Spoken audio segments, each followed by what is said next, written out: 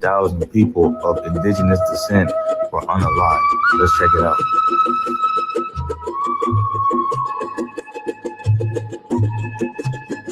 The daughter. Possibly now 3 gunshot wounds to the head. Yeah.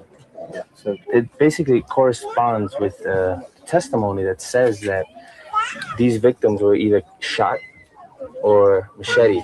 So we have both machete wounds, cutting wounds around the cervicals, and a gunshot wound to the head. Well, when I say gunshot wounds to the head, we're talking about, execution. It's not as random as you'd get if they just sprayed people. Somebody was in pretty close and pretty methodical. Later, when the bones are moved, they'll find bullets from Israeli assault rifles, used exclusively by the Guatemalan army. That comes as no surprise to Andres, Miguel, and Salvador. They remember all too clearly the day the army arrived in Xolque, Sunday, the 28th of February, 1982. Y yo le dije a mi mujer de que salimos, porque los soldados, pues, que ya se mire, pues, que ya no somos gente, se mire los soldados, ya somos animales. Cuando uno mira a una persona anda por ahí, de una vez lo van a disparar y lo matan. Pero mi mujer tiene como 15 días nada más, no quise de salir. Entonces solo ella me dijo que salga, porque yo sé que los hombres que van a perseguir los soldados, sino que yo soy mujer, no nos hace nada, mejor salga. Pues está bueno, yo salí. Por eso yo le dejé a mi mujer a mi casa, a mi familia. Entonces cuando yo salí, me fui en esa serra. Today, only the ruins of the church and an abandoned schoolhouse show where the village once stood. From the hill behind the village, Andres watched the soldiers going from house to house. They rounded up everyone they could find, including his wife and children, and took them up the path towards the cornfield, out of sight. Also hiding in the hills that day was Miguel and his 3 children. His wife had gone to the nearby market town that morning. He never saw her again. Ya cuando subí a 3, como a las 2 de la tarde o 3 de la tarde, cuando oí el gran ruido aquí, que esos que están matando aquí ahorita, que los pobres que gritando, ¿y qué por qué será? Oír disparo y gritando, pero no, yo no lo veo porque yo estoy al otro lado por los cerros, pues no se ve, ¿va? Entonces así es que me quedé yo con 3 güiros, sin mamá, sin nada. It was 2 days before Andres and the other survivors emerged from the hills to bury the dead.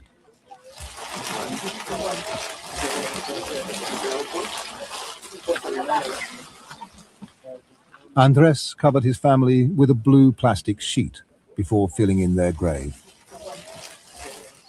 It's preserved their shoes and clothes, as well as their bones.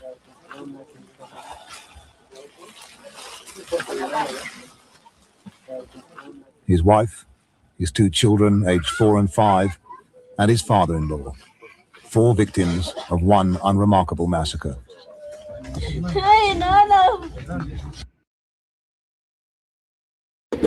You weren't taught this in school. You weren't taught this in school. In 1954, the U.S. helped overthrow Guatemala's president, and decades later, over 200,000 people of indigenous descent were unalived. Let's check it out.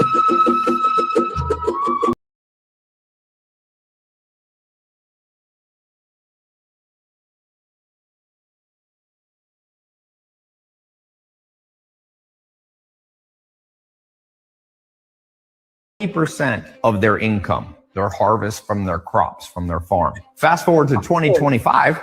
This is research on Egyptian slavery. Egyptian slaves received money. They got paid money. Why is this important? Because you're a slave right now, today. You're a slave.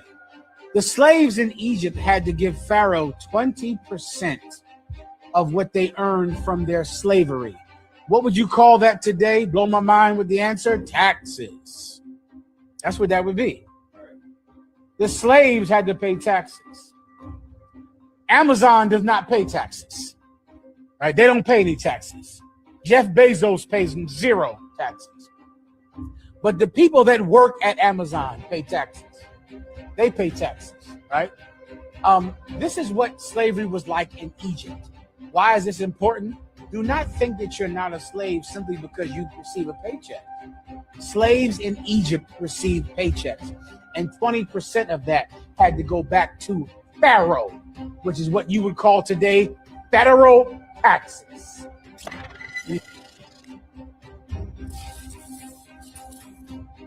Slaves owned by the Pharaoh of Egypt were required to pay him 20% of their income. Their heart. Stole that shit. That's what I do, nigga. Fuck, nigga, I stole that shit. Stole that shit. That's what I do, nigga. Fuck, nigga, I stole that shit. Slaves owned by the Pharaoh of Egypt were. Mr. President, Mr. President, so Colombian President Gustavo Petro, a couple weeks ago, he said he's got to watch his ass. And today he said he's not concerned about anything happening to him in the aftermath of this operation. So just what your message is well, about he that. has cocaine mills. He has factories where he makes cocaine. And yeah, I think I stick by my first statement. He's making cocaine and they're sending it into the United States. So he does have to watch his ass. Mr. President, so Colombian President Gustavo Petro, a couple weeks ago, he said he's got to watch his ass. And today he said he's not concerned about anything happening to him in the. Esos judíos de las 12 tribus, que no son los que mandan hoy en el Estado de Israel. Los que hoy gobiernan, Netanyahu no es judío auténtico. Netanyahu no es judío auténtico. Él es un cambalache que viene por allá de Polonia. Para los que les gusta hablar de religiones y dicen que esto es un conflicto religioso. No, esto no es un conflicto religioso. El conflicto que hay desde la fundación del Estado de Israel es un conflicto geopolítico, porque ese Estado lo crearon para conquistar todo el Medio Oriente y Asia Central y quitarle las riquezas y colonizar a esos pueblos. Es el proyecto sionista que dicen que van desde el río Jordán hasta el Éufrates y más allá.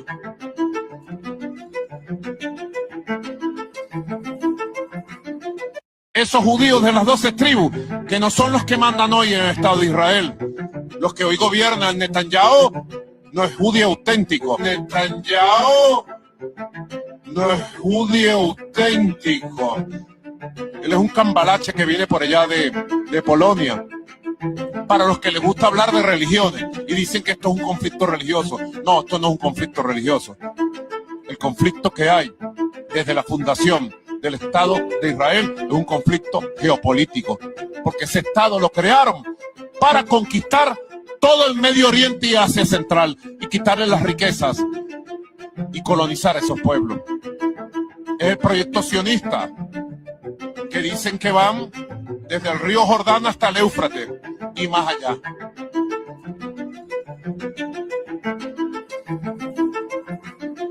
Esos judíos de las 12 tribus, que no son los que mandan hoy en el Estado de Israel. Los que hoy gobiernan, Netanyahu no es judío. You weren't taught this in school. We cannot afford contradictions. The Mexicano, the Chicano has been confused so often, has been used so often, and continues to be used because they use nationalism against us to get us to vote. One gringo puts on a zarape y todos los mexicanos dicen, ay, mira, parece chicano, parece mexicano y está comiendo tacos. They vote for it.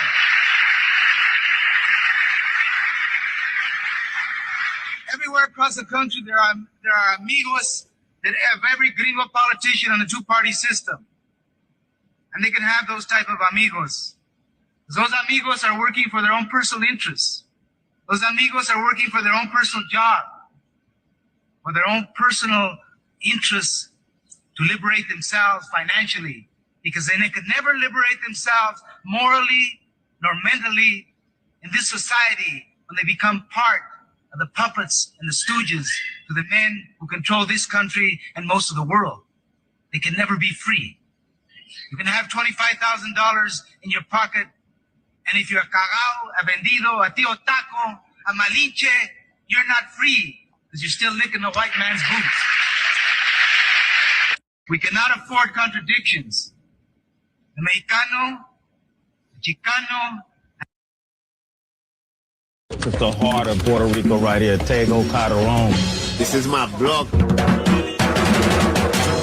What are the significance of the drums? This is the African heritage of Puerto Rico. This is the music they used to play, and it's all over the island. It's not only from Loíza. Everywhere where Africans are, there's a different way of playing it, a different way of dancing it, but this is the African heritage. Tell them exactly where we are. This is me. This is my block, Loíza. What is this heritage? What makes Loíza one of the unique areas of Puerto Rico? It's been 100% black population where the free slaves came, they got this land, they did the best they could. You know, constantly on TV, they're trying to make us laugh about us. You know, they paint their faces and all that. That's why I talk about it. And I'm not done with that. This is the heart of Puerto Rico right here, Tego.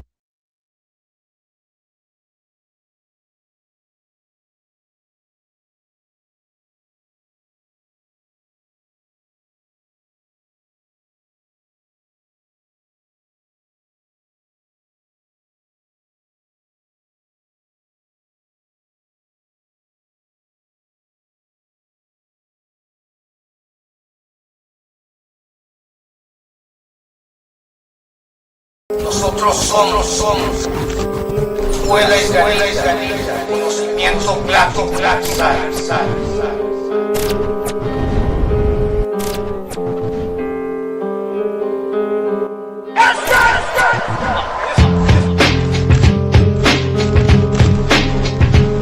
Power of manifestation. It can only be understood as an act of destruction.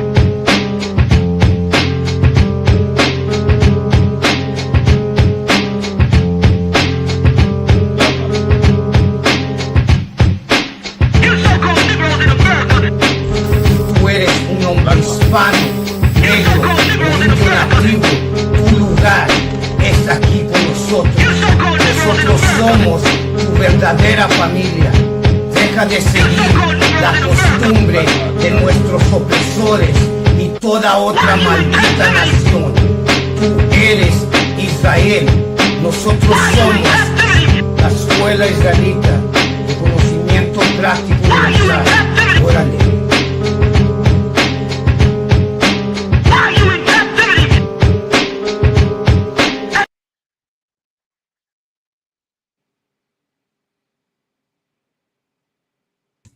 So, like, sir, can you hear me? Yeah, I can hear you. You can. Well, hold on. Can you hear me? Come on, I can hear you, sir. Hear you loud and clear. Hold on. Cause you sound kind of low. So, how about now? Can you make it a little louder?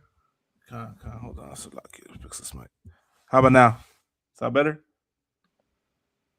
I feel like I'm not hearing you through my headphones. That's probably why. Are they plugged into the? Okay, let me try this. Let me see. Testing. Okay, yeah. I'm just not hearing you through my headphones. That's why. That's the issue right here. How about now? Can you hear me now? No, yeah. You know what? You probably do sound. You sound good. I think because I'm not hearing you through my headphones through the through the live. We got Kamada right here. Hey, so like Kamada, can you hear us? Yeah, I can hear. Lord Christ, can you hear me, Kamada? Yeah, I can hear you, sir. Okay, so it's on my end then. Yeah, it's probably the headphones, sir. The headphones. Oh, yo, check the volume with the headphones, sir, on the little volume knob. Let's make sure it's the one for the headphones. What's going on, Malagma? How you feeling? You got that tequila in you? Hell yeah, man. Got it right here. You know what I'm saying? That's how it's carnales. What's going on? You know, another day at the office, man, as they say, man, right here, my carnales, another night What's going down, Raza? This is another episode of the Inconvenient Truth. Of course, I'm right here with Mighty Precinct Officer 5000, Officer Lahab. No, Hey, just of course. Shalom. How about you, Mr. Thumb? So like, you just one thing quick.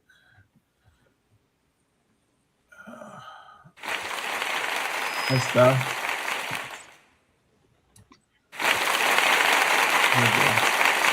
Of course, we got, Mighty Precinct Officer 1000, the camarada Camada.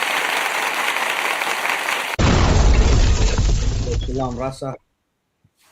Hey, and then of course I myself and Precinct Officer 1000 Malakma. You know, we reporting live to y'all out of Southern California, Mexico, occupied territory. You understand? And we're right here, man.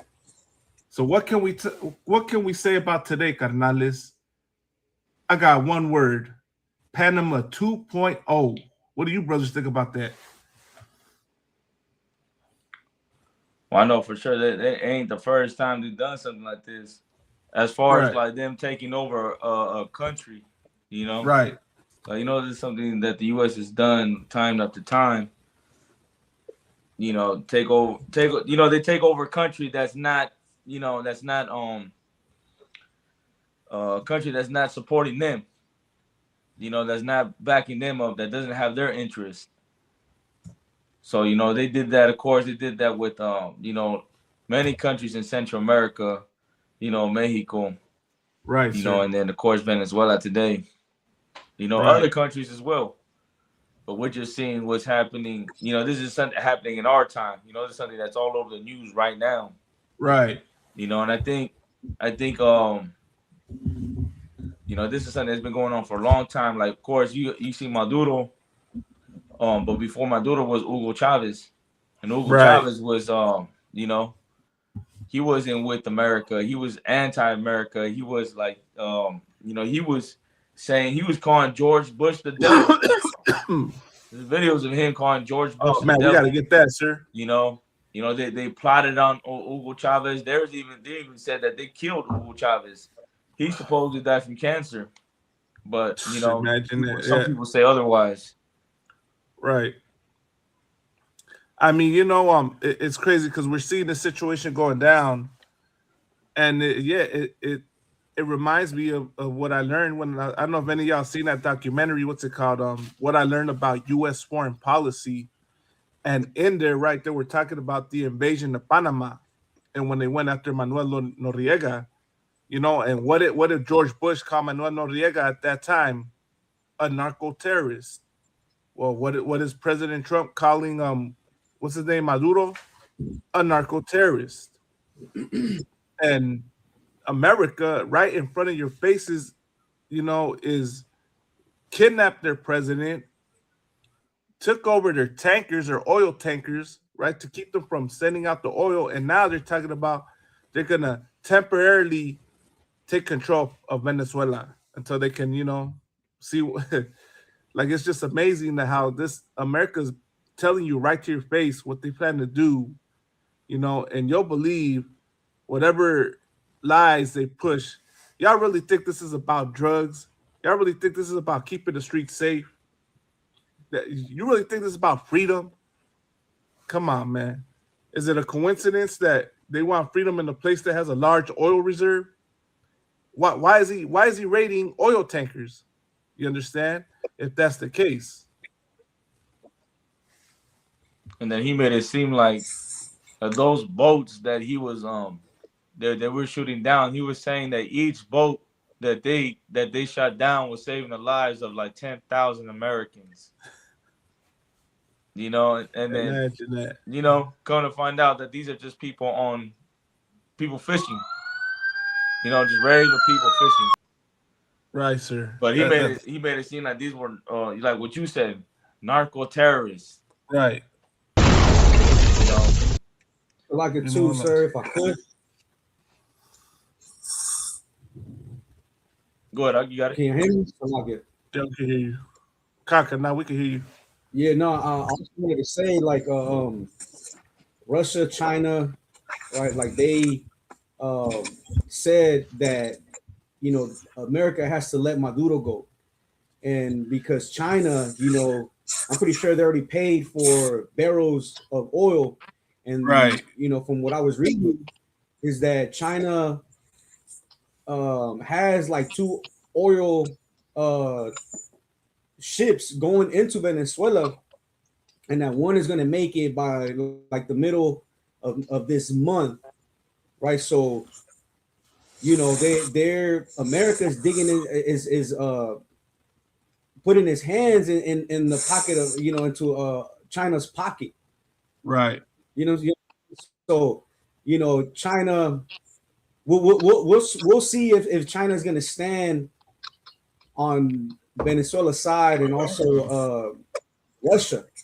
You understand? Because, you know, Putin said, you know, you have to let go of Maduro, but we'll see, you know, what he's going to do. If he's really what they say when they stand for each other. When they stand for each other, they're united. So, yeah, you know how have so like I forgot what's the word where the nations join together. Coalition. Yeah, a coalition. they're, right. You know, where they back each other, you know, where they have each other's back for a certain reason. Yeah, an alliance. There you go. That's what I wanted to get. Alliance, we'll coalition, see if really, we'll see if China and Russia is really an alliance to Venezuela. You know, and another thing too that I wanted to say that it's, you know, to take it a step further, it's not just about oil. It's also about minerals.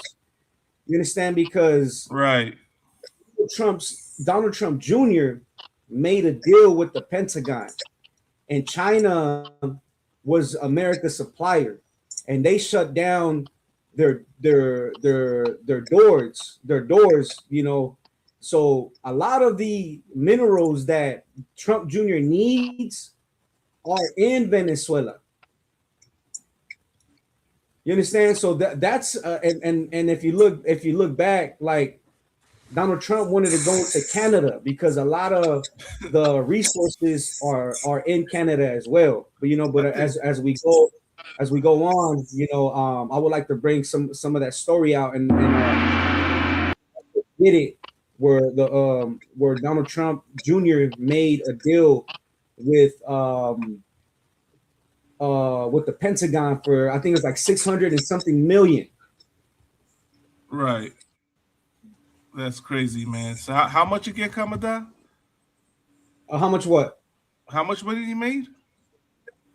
No. The deal was for 600 and something million. That's how much the deal was with the Pentagon, and I think it was going to generate like 1.7 billion. Imagine that. So my question, you know, go ahead, Kamada. Salaki. Go ahead. I just wanted to say this real quick, you know, and the reason why we have these topics is because the spirit of Esau, who is Donald Trump, is prophesied in the Bible. Right. And Esau is described as a power that lives by the sword and that targets the fatness of the earth. And with that, he plots control out of resentment. Because if you look, you know, and we'll touch on it, right? He wept and he cried for a blessing, and that's, you know, so you know, the oil, the minerals, and you know, the land, that's all the fatness of the earth. Right, carnal. And I'll use that, carnal. Nah, no sweat. You got the video, I'll play it, you know, but it's crazy just all this going down. And the question right there I want to present the audience is, do you believe that Venezuela is the new Panama? You know, we brought out some things, but of course I'd like to know the public's opinion on the matter. bring your thoughts, your questions, and opinions to us, right? Let's have the conversation. You have the link right there. You want to click and join. But, you know, it's crazy, like how this oppressor, in 2026, if you don't know that the oppressor is the devil the Bible speaks of, Lord be with y'all out there, man, because he's boldly lying to your face as we speak, man. You know, and of course, let me shout out the chat real quick. We got Kwadasha Allah up in here. Hey, Shalom Priest. We got Michael Love up in here. Hey, Shalom Lord Christ. We got, you know, we got Halak up in here. Shalom Kanal. We got Officer 5000 Madabar. Shalom, Sir Lord Christ. You know, so all these things are happening. You see everything on the news, and you telling me you can't see right through the lies? If I could too, yeah, go ahead, sir. I want to point something out too. Like, have you seen the videos of them? Like, okay, so you'll see some videos of the people of Venezuela, right? Yeah, like cheering, like they're cheering or they're crying, you know, or rejoicing that they captured Maduro, and they're like, "Thank you, Donald Trump, for saving our country." I don't know if you've seen that. I've seen that, sir. It depends on who you're like, you know, who you're watching. Right.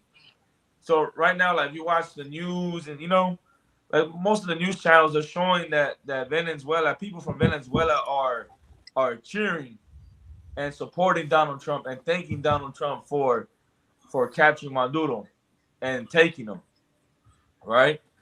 And then on the other side too, you have what they're not showing you is that there's a lot of people from Venezuela that are pissed the fuck off that they right. I've seen that too. You know, answer. Like they're not showing you that there's people in Venezuela that are like, you kidnapped our you know, our leader, right, our president.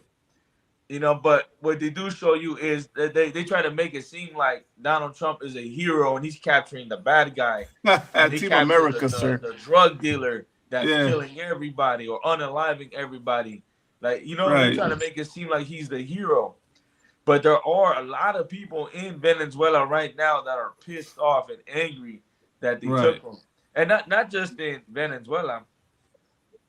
So like there's people in other countries as well. You know, I think Colombia was one of them. Colombia, and I want to say Cuba as well. Colombia, Cuba, people in Mexico, and of course people out here in the U.S.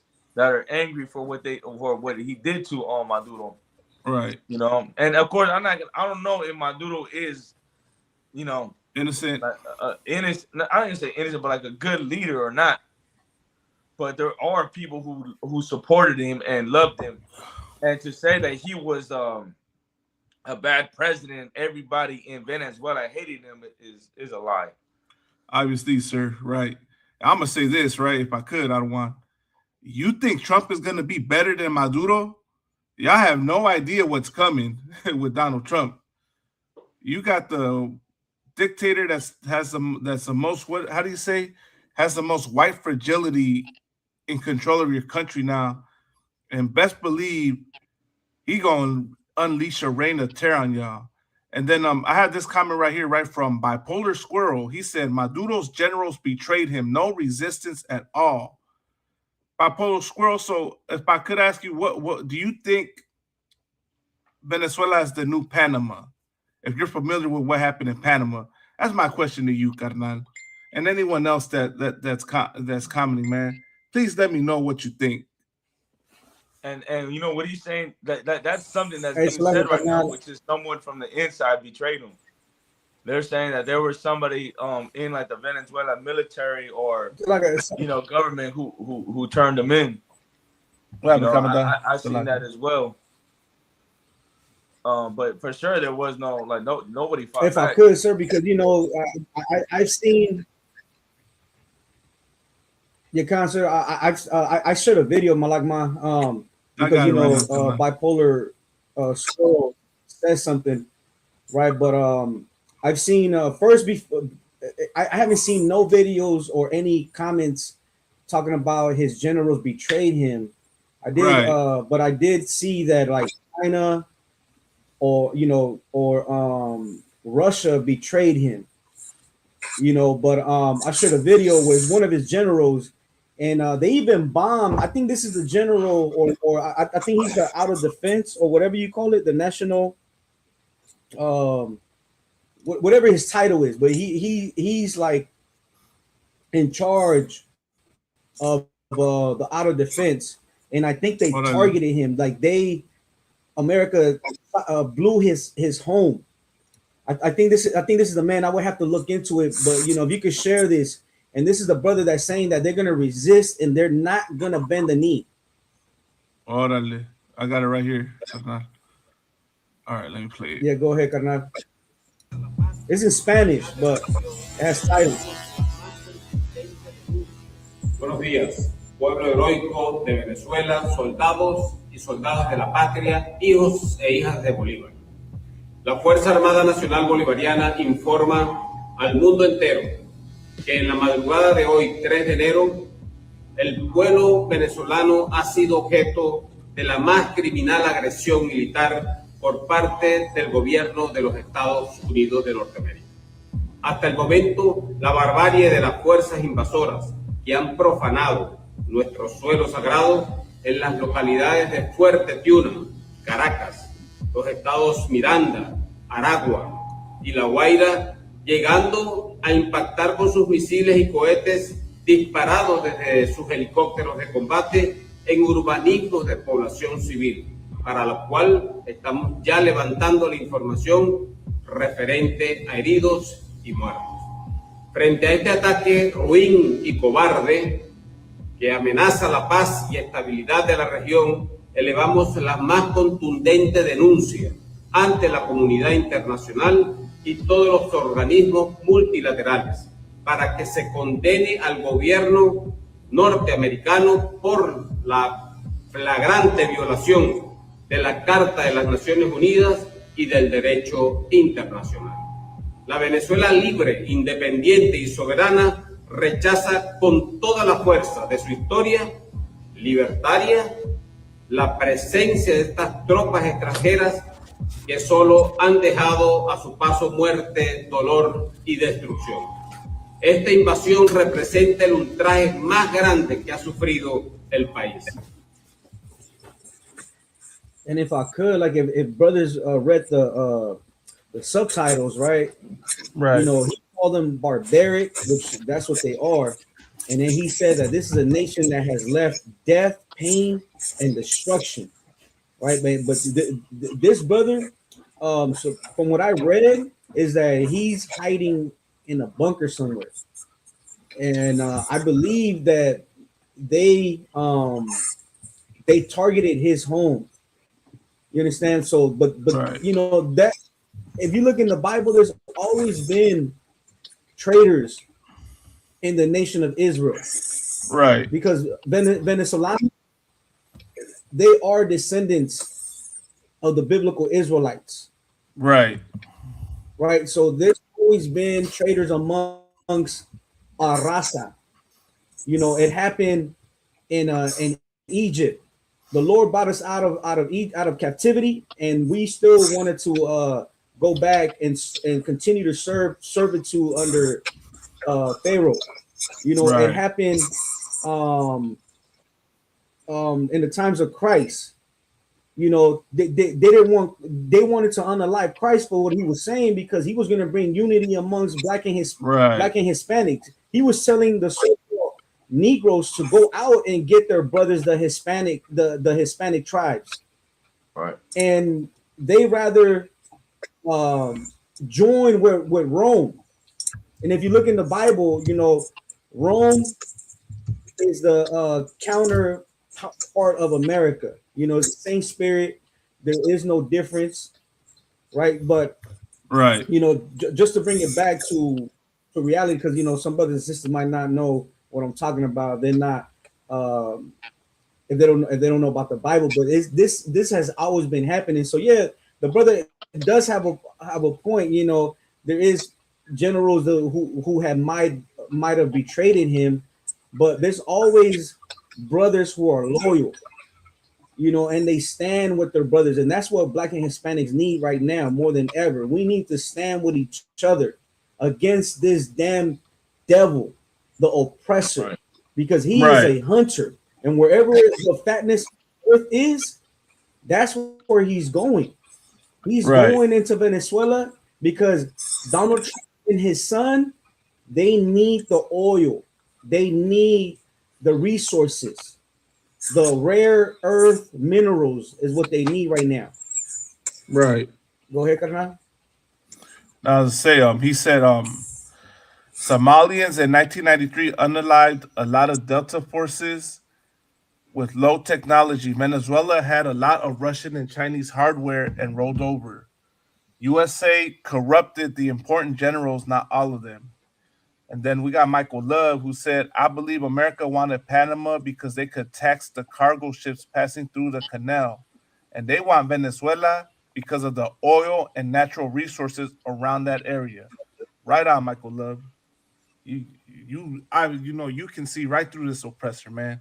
A gift that many do not have right now. It's like if I could. And if I could, that's the reason why the Bible is so important. Like I said, were you going to say something, Officer Loud? No, you got to come down. I'll go after you. So like I said, that's what I was going to say. The Bible is so important because it describes the spirit of Esau, who is the oppressor. It describes who he is. And the reason why everybody's surprised of what Donald Trump is doing against Venezuela is because they have never been taught the truth of the Bible.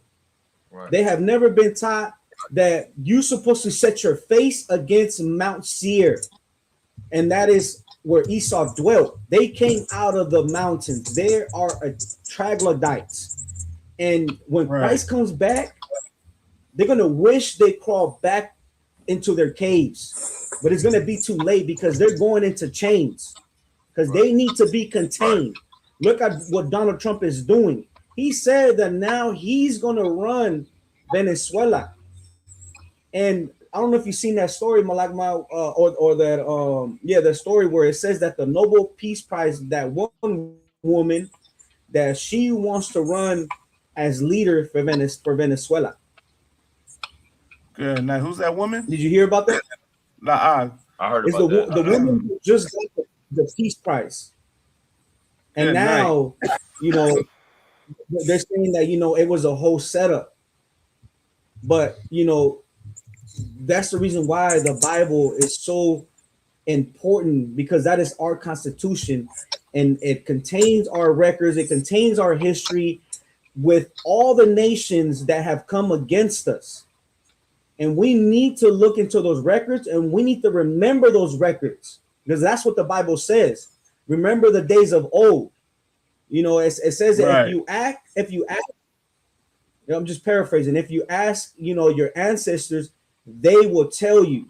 Right. We ask all through our generations from here going on back, they will tell us that the oppressor is the devil that the Bible speaks of. You understand? And more so, Black and Hispanics, you need to know who is your enemy. You believe your enemy is another Hispanic that wants to turn you into ICE. He is your enemy because he's siding with ICE. But who runs ICE? Who is in charge of that agency? Oppressor, DHS, ATF, FBI, DEA, because they have set up all these. From what I read, they say that the DEA was tracking Maduro. Talking about the DEA, when you look into the history, right? Because Donald Trump says that, he really went into Venezuela because of the, it considers Venezuela to be, drug traffickers. Right. Maduro to be a drug trafficker, and they want to, sentence him. Well, I was looking into the story. I don't have the full details, but if you look into this Colombian, his name is Chepe. Let me get his name. So,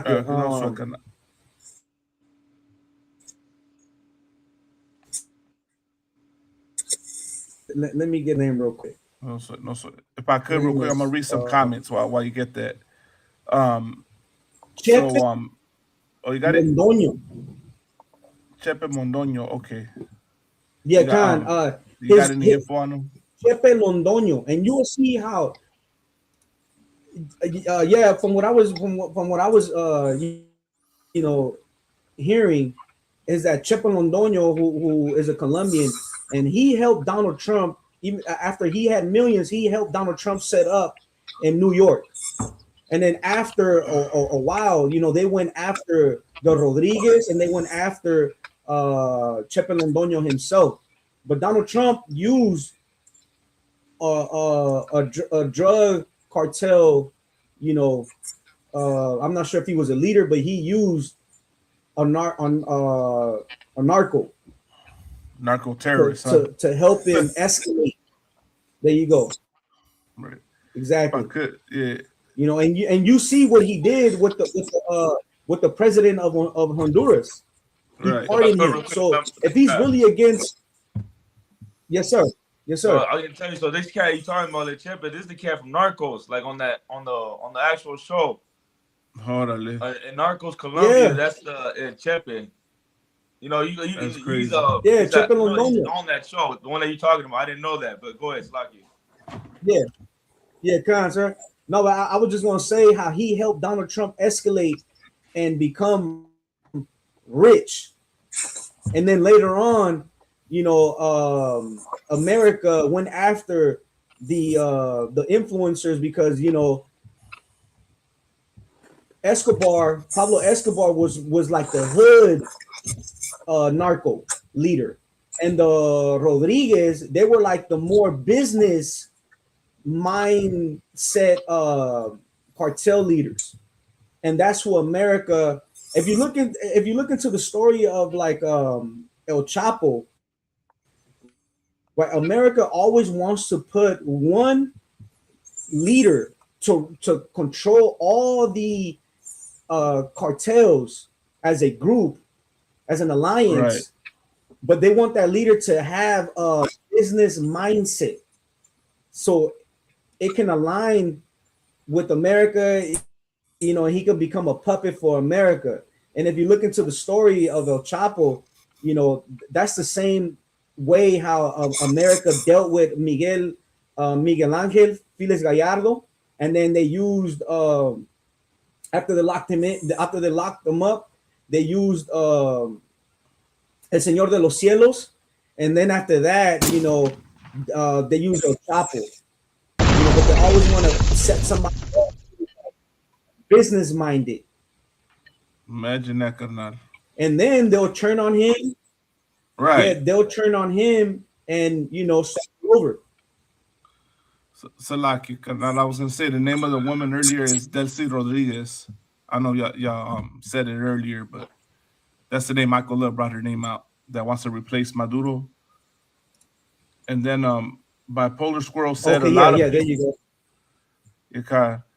Bipolar Squirrel said a lot of people loyal to Maduro in Venezuela will put up guerrilla warfare insurgency with those cheap drones and will make it financially difficult to invest in Venezuela's oil infrastructure. I mean, hey man, I don't know, Bipolar Squirrel. I mean, I'm not a war expert. I'm not a general in Esau's military.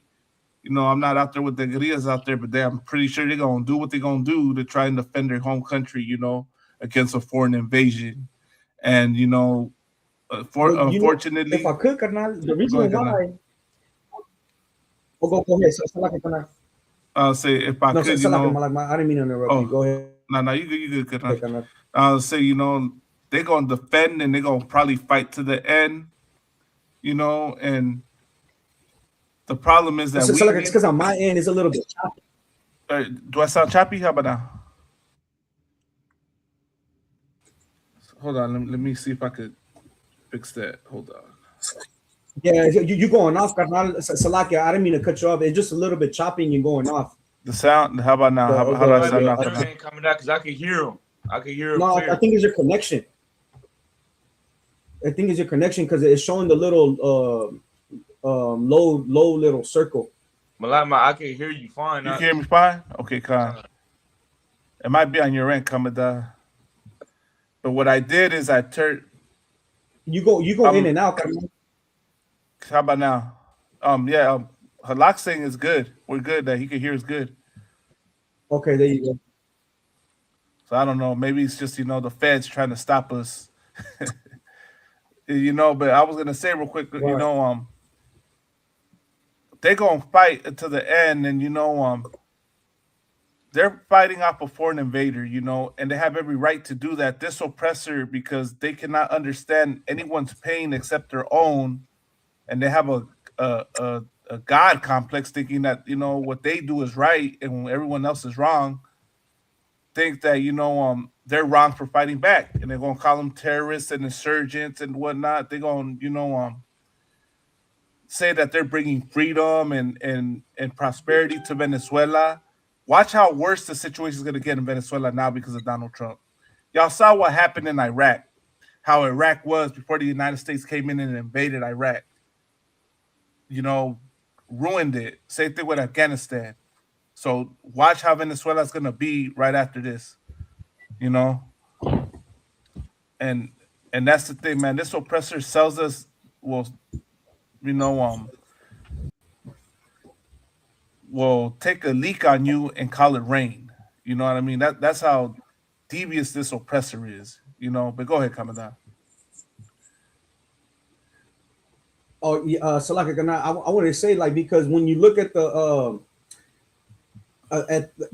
who has the most oil, right? Like Venezuela's number one. They have like about 300 and something billion barrels, and then it says that Somalia has like 200 and something barrels, right? But the difference is that Donald Trump said this, that Venezuela is the backyard of America, right? The Caribbean, you understand? So that's the reason why Donald Trump wants Venezuela, because not only do they have oil, and the generals have brought it out before that the oil is what keeps the war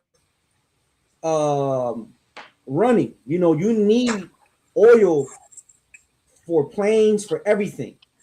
You understand? And not only that, but once again, his son has made a deal with the Pentagon with for the rare earth minerals. And if you look on Google, and maybe you can find it, and if you search how many rare earth minerals does Venezuela have that Donald Trump Jr. needs, it'll give you a whole list of all the minerals. It's about like 9 to 12, I think 9 to 12 minerals that Venezuela has, that his son needs for this deal. So, like, I just wanted to share this clip real quick while we're talking about it, right? Look at this, carnales. Because we had mentioned, right, Trump, what he said.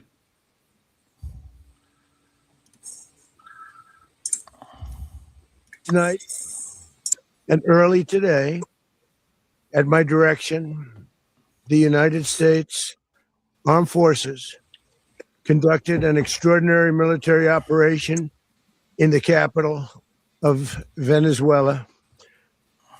Overwhelming American military power, air, land, and sea, was used to launch a spectacular assault.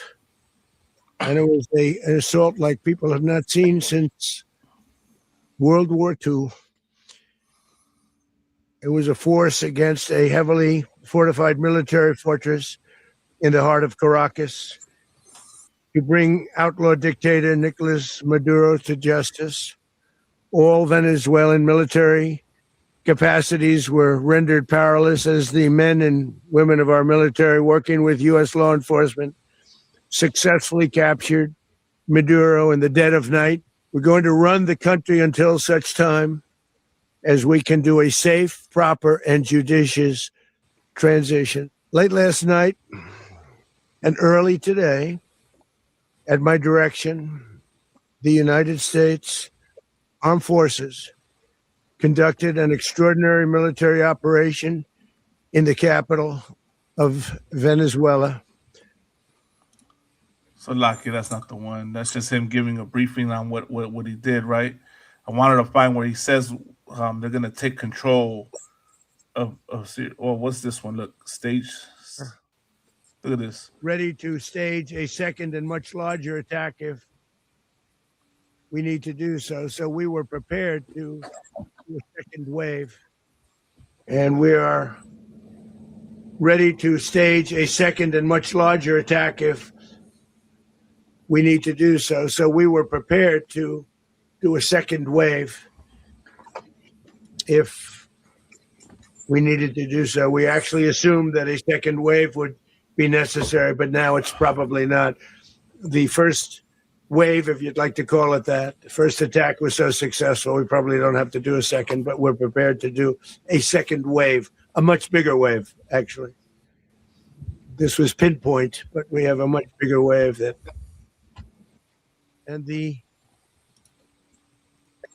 Okay, so like that wasn't a clip. I was trying to find the one of where he says they're gonna control Venezuela.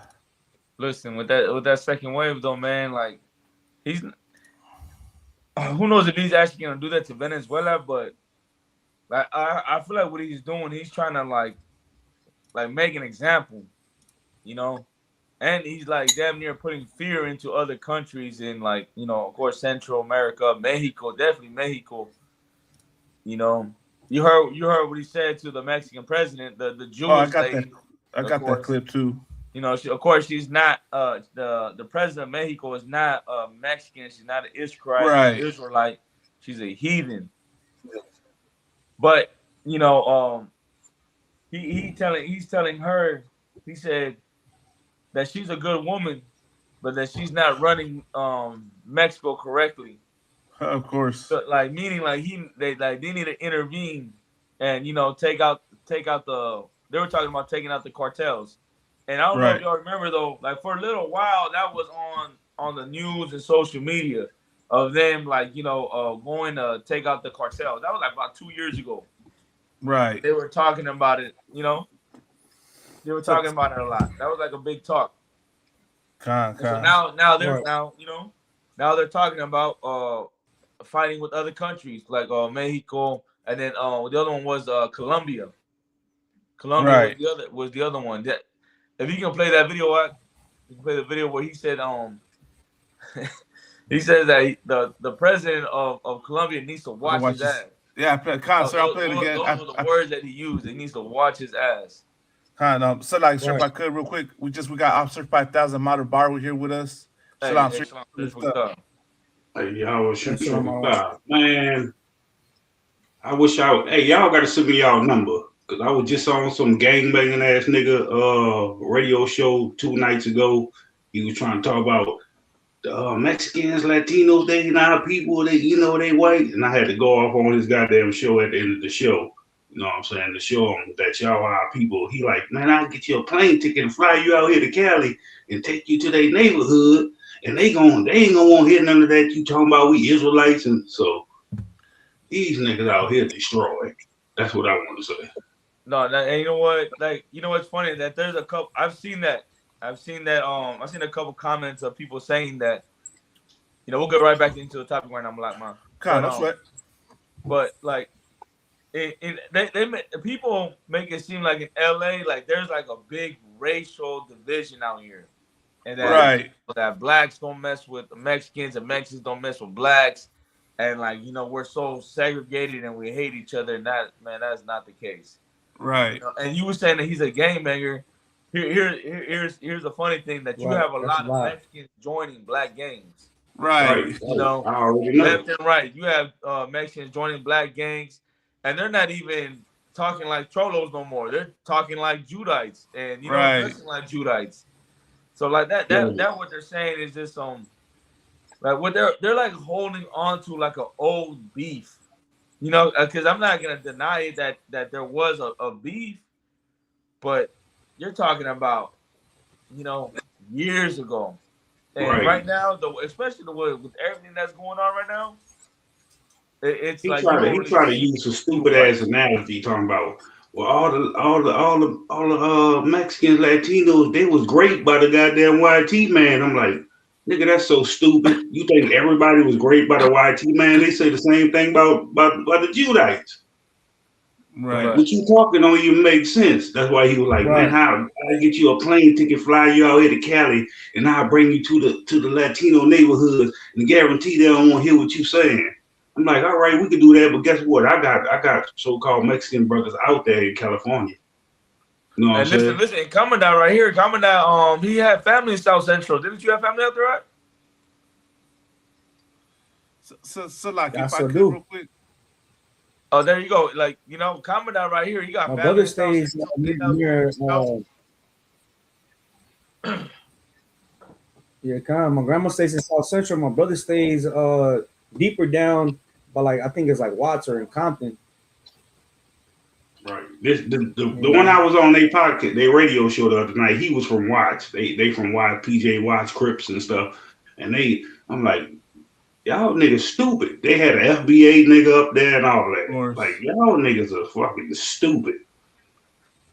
So like, so it's not the viral way, Yeah, is it? kind of, sir. If I could, like the No, crazy it part was about that. it was Bobby A. If y'all look up Bobby A. Okay. Yeah. Yeah. If I could real quick, Commandant, or so like, nah, you got it. So like, Commandant, I just want to say this real quick, right? He Oh, go ahead, said he's gonna fly you out here and take you to the Mexican neighborhoods, right, to the Mexican gang territories, and is gonna tell you to go preach the truth out to cats that are actively gangbanging. Is that what he's telling you? Right. He tell me, I'll bring you out there to their neighborhoods. I guarantee they ain't gonna want to listen to that we all Israelite stuff. And in my mind, I'm like, nigga, is you stupid? You gonna bring me out there knowing they don't like niggas, as y'all say, to get no, I'm like, man, we got schools out there in California. So you know I ain't about to go out there by my goddamn self. I'm gonna call one of y'all, get in touch, man. Cause y'all can communicate with them. You know what I'm saying? Like these Negroes be so stupid, they don't understand what they be saying. But at the same time, I'll tell them, he like, yeah, I say, Negro, we hate each other. Right. But y'all don't say none of this to the goddamn YT, man. Y'all ain't mad at them, and you gonna talk about, yeah, a lot of them YT. I say, you know, some of them YT, because yeah, we have been, you know, great by the goddamn YT, man. But that don't mean the whole goddamn nation is. Like, what the hell is you talking about? That sounds stupid. That's our people. I told them, well, why don't y'all go have a conversation and sit down and talk with them? Gotcha. Y'all scared to do that. Right. You got it. Okay, I'll just say this real quick. Tell them, if I go around a bunch of Crips who are actively gangbanging and I push them the truth, are they going to want to hear me? If I go around a bunch of Bloods that are actively gangbanging and push them the truth, are they going to want to hear me? You know, I know. They're not. Just like, that doesn't mean they, you know. And the stupid thing what he said is, he'll bring me out there to the neighborhoods. Well, if they don't like us, how you gonna bring me to the neighborhood? It don't make no goddamn sense. Good. But even that's what he's saying is a stupid thing to say, because you can go into Iskra neighborhood, it can even have gangs in it, and they still might treat it will still be respect. Because look, there are some neighborhoods that don't like blacks, but like, you know, right. That's like I told him, what y'all brought out, what we brought out like a month ago on y'all radio show, was the so-called Mexicans was out there helping us during slavery and everything. Right. They try to deny that shit. No, I don't know. We been here. We the average. You know all them niggas say aborigine. Man, get the hell out of here. You don't understand that when you come out here that you're gonna be good. Right. That's what he don't understand. That's why I say, nigga, we got schools out there, Cali. We got the Hollywood School, we got Sacramento, we got Oakland. Nigga, we got schools out there. We got a lot of Latino brothers in our goddamn school. And if I come out there, I'm gonna be good. All I gotta do is hit my brothers. Hey man, look, he wanna take me out to a trip to these communities. You know what I'm saying? Like these Negroes, they so under their goddamn oppressor, they don't even realize the stupid shit that they be saying. But you got an FBA nigga up there talking stupid shit who I had to shut down and tell him, man, don't y'all got a transvestite talking about she the queen of y'all? Good night. They got quiet. They got quiet. Who ain't nobody gonna say nothing. That's crazy. Yeah, But man. more than likely, the guy that you're talking to is probably LGBTQ down low. Right. Like I told him, I say my whole neighborhood is full of Latinos, man. We ain't never got no problem. My whole street is Latinos. He like, well, that's in Louisiana, blah blah blah. They ain't out here like this in California. I'm like, man, you full of shit. Y'all ain't got no Latino partners or none of that. They don't never answer none of that shit. God, Y'all, I ain't mean to interrupt y'all, man. I was just.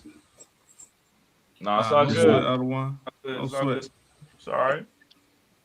I mean, you know, or allow, you know, like, well. What we're talking about right now, this is proof that we all family right here. Because right now we all being oppressed by the same devil. Like, you And know, when I tell them that, they don't want to go against the oppressor. They don't want to go against the oppressor. They steady want to go against our people. You know what I'm saying? That's why every time I go up on one of the goddamn radio show podcast, they say something about my brothers. I gotta jump on there and say something. Then you let me up. Hey, I want to let somebody go up to see his opinion. And when I bring out my opinion, then you start getting mad or whatever feelings you get in. No, they ain't our people. They hate us too, and blah blah blah. Man, the oppressor hates you more. He put the drugs in your community. He put them guns. He the one that caused division. He tried to separate us. You can't talk about my goddamn Latino brothers, nigga, and think it's gonna be cool. No, I'm gonna always defend our people, man. And that's what pissed them off. They get mad.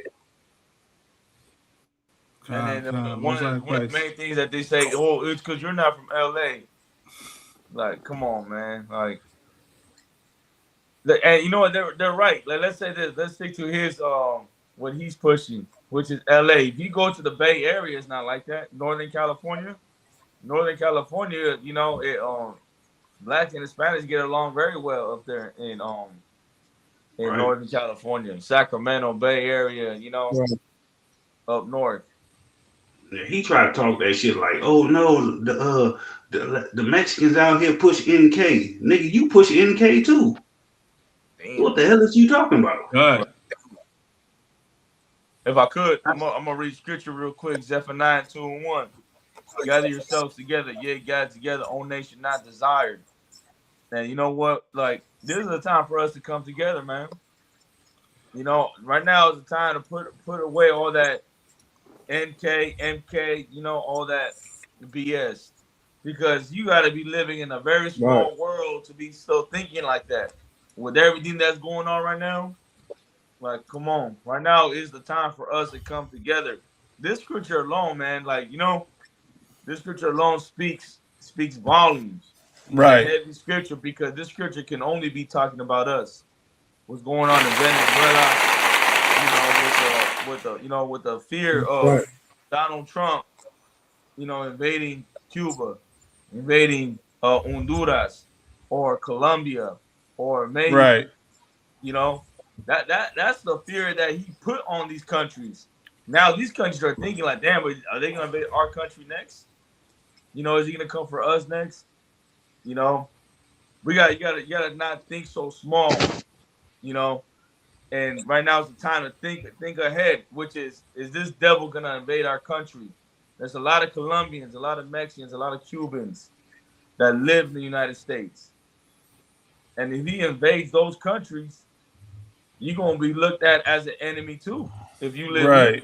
If they're invading those countries, you're gonna automatically be an enemy.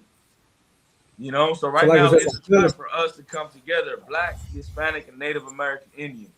You know, we're one family, we're one body. You know, we come from the same bloodline. All that gang stuff that you were taught in the world or that you're taught in the streets, all of that comes from our oppressor. And that is created so we can be divided, so we can be separated. Right. You know, That's what I gangs told don't the only Negro, man. separate black and brown, but gangs separate Mexicans in general. Because now you got Mexicans fighting each other, you got blacks fighting each other. Those things are created for us to fight and kill and divide each other. And not just gangs, you can choose religion as well. Religion, gang banging, politics, you know, LGBTQ, you know, drugs. All these things are created for us to self-destruct or, you know, or kill each other. You know. So now it's time for us to come together. And where do you come together? The ISUPK under command of General Yohana. We got That's schools right. set up all over. West, we got schools branching out to Mexico, to Dominican Republic, to Haiti, Honduras, Puerto Rico, you know. So there is no excuse for us not to find the truth or not to find safety. Safety is in here. You just gotta make your way in here, you know, and Right. don't let bullshit stop you from coming into the school. Don't let a knucklehead from a podcast put things in your head to tell you Mexicans are not our family. We can't get along with Mexicans because whatever, you know, Right. vice versa. We can't get along with blacks because they're from a different gang or from a different street. All of that has to go. All that has to be washed away, put away, you know, Right. because we got a bigger enemy. We got a bigger bully. We got a bigger fish to fry, you know. And if you can't think like that, man, they going to take you out. You know what I'm saying? Donald Trump don't give a damn where you from. He's trying to take out everybody. Cuba, Venezuela, Colombia, Honduras, Nicaragua, Guatemala, Mexico. You know, he's going after all of us. Right. And you're thinking that, and your thoughts are, man, the guy down the street wants to fight me and wants to kill me, or he's black and is Mexican. Right. Man, you know what I'm saying? You're thinking small, or maybe that weed is clouding up your mind. You know? Right. We got right now, we gotta be like what the scripture says, to be sober minded, because our adversary, the devil, Right. What you saying is heavy because there's a this devil out there trying to get you. This Negro want to talk about hey, let's use the ICE number. I say, is y'all using the ICE number on the goddamn devils that's here? Is y'all using the ICE to get rid of these so-called YT people? But you want to talk about let's use the ICE? These YT people ain't even from here. But you talking about let's use the ICE? That shit pissed me off right there. That shit had me pissed off. Y'all ain't gonna do that to your goddamn oppressor, but you gonna do that to our own brothers and sisters. Right. Like these gangbanging niggas, and I used to be an ex-gangbanger, but these gangbanging niggas stupid as hell. They really goddamn stupid. And they learn from their goddamn oppressor to still follow the ways of their oppressor. That's why they say stupid shit. Come. If I could, I just want to say this, right? It's not a coincidence that these cats is talking about that when this whole thing with Venezuela is going down, you know? And they're pushing that on their podcast because it gets them views. And also because someone is paying them to say these things. And as Commander Junior Hanna has brought out, right, a lot of these podcasters and people on social media that are pushing the vision, a lot of them are, you know, really federal agents or CIA agents to keep us divided, to keep us against one another. So these cats might not even be actual gang members, or they might be snitches, you know, and then that you know, that's probably, you know, Hey, it just at might the end be. of this people that was agreeing at first, at the end of the podcast, I had them going against each other. Him and the dude and the FBA nigga was going against each other. Especially at the concert, especially that FBA movement, man. Like, you can't tell me that that's not COINTELPRO, CIA, you know, people that are just working for the feds, and they're telling them to push this out there. Because it's like I said, it's not a coincidence that all this is being said while all this is happening at the same time. Yeah. And then to tell people, concert, Salaki. Nah, Salaki. One of the brothers on there, he was saying all this to defend because he got a YT woman. Imagine that, man. He got a whole YT woman. But like I say, at the end of the podcast, I had him going against the FBA dude. They on there arguing, fussing, and clowning at each other. But y'all ain't gonna get up there and talk about my Latino brothers and that. No. Talking about, oh, hey, we all should be calling ICE. No, did you call ICE on the YT people? Because they the ones stole the land. You ain't call ICE on them. You ain't say let's get them out of this country because this not their country. What you gonna talk about my Latino brothers and sisters? Right. The Latinos, they mostly white. Man, where you get that shit from? Y'all could just kill that. That ain't about to happen. You got it though. Go ahead, Kabadai. Do you want to say anything on that?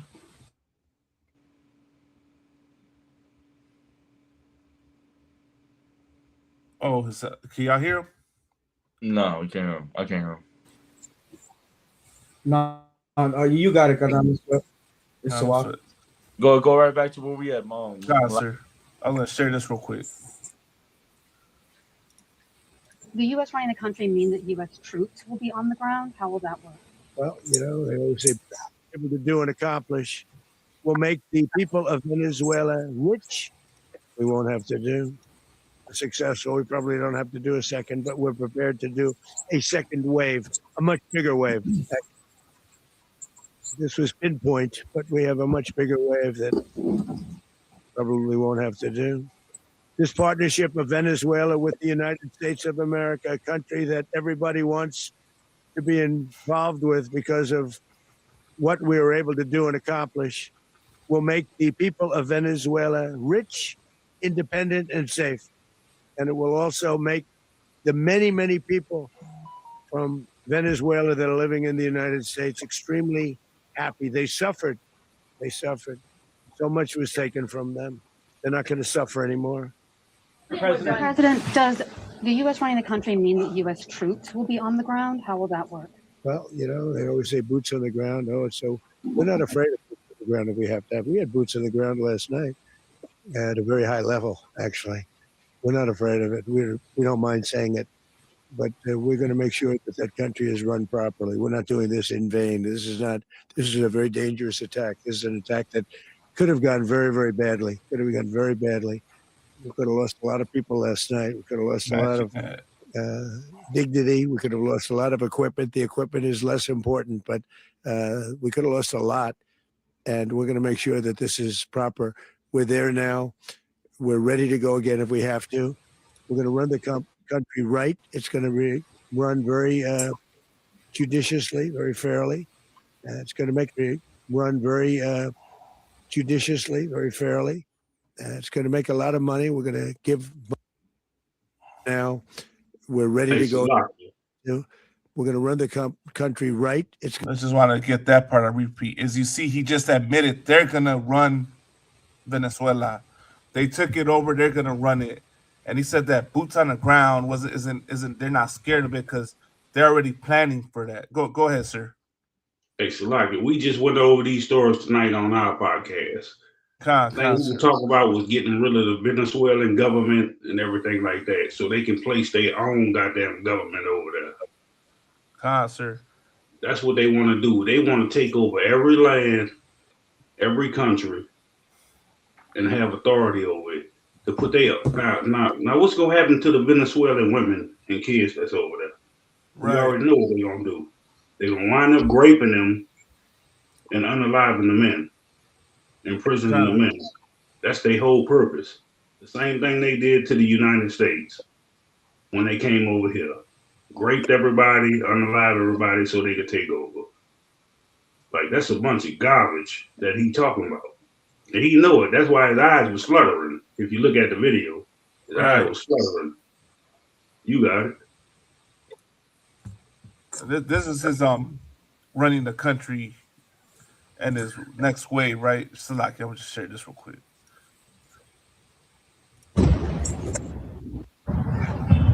Pues llámame mamá. Vamos bien, Michi. Vamos bien.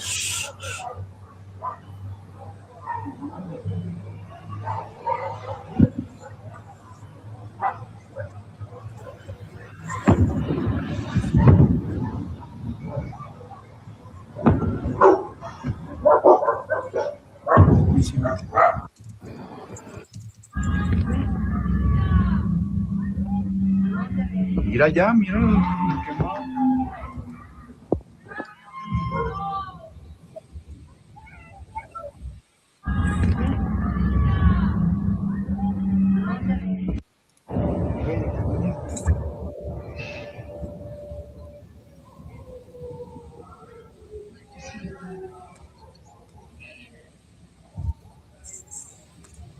That's crazy, man. Like, Esto es Avenida Fuerzas Armadas, algo explotó. Se estremecieron los edificios, no sé qué está pasando allí, pero han pasado bastantes motorizados y los bomberos. so like, didn't Donald Trump said they went after a heavily fortified, what did he say? Heavily fortified area? Is that what he said? I couldn't hear him, but I know one thing: when the wicked is in rulership, the earth will mourn. You know that. Now, Salakia, sir, if I could real quick, he was saying when they did the attack on Venezuela, right, that they were going after heavily fortified areas or military installations. That looked like regular apartment buildings, man. Residential areas is what he was attacking. Right. And then he's launching missiles and bombs at them. When he's throwing the missiles and the bombs at the fishing boats and stuff, right? There you go. The water, Michael Love. Appreciate you. Well, Heavily fortified compound. There's a video of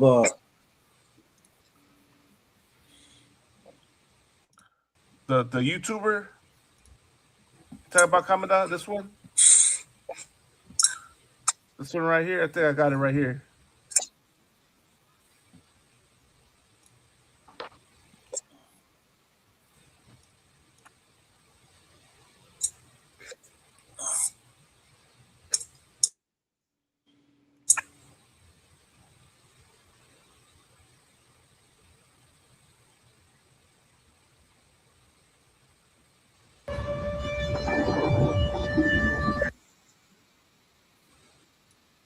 Y después van hacia arriba, ¿sí? Si es por parte de su madre o parte... boludo, se cortó la luz.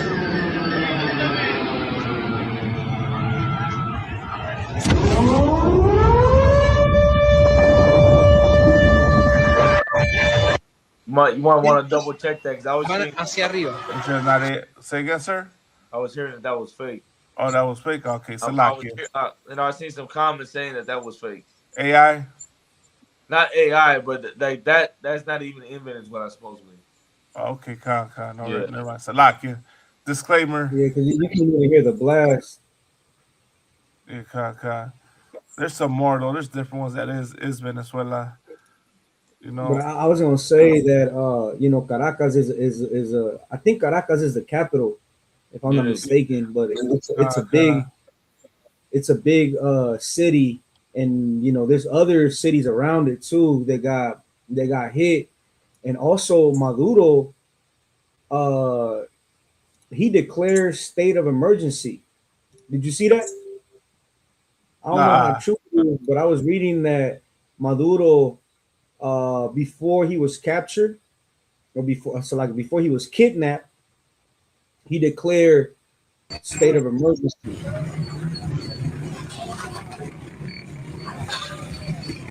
Go ahead, Kamala Salakia.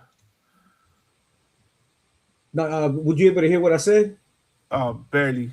Go ahead. You can say it again, please. Salakia. No, I was saying that Maduro, before he got kidnapped, he declared state of emergency.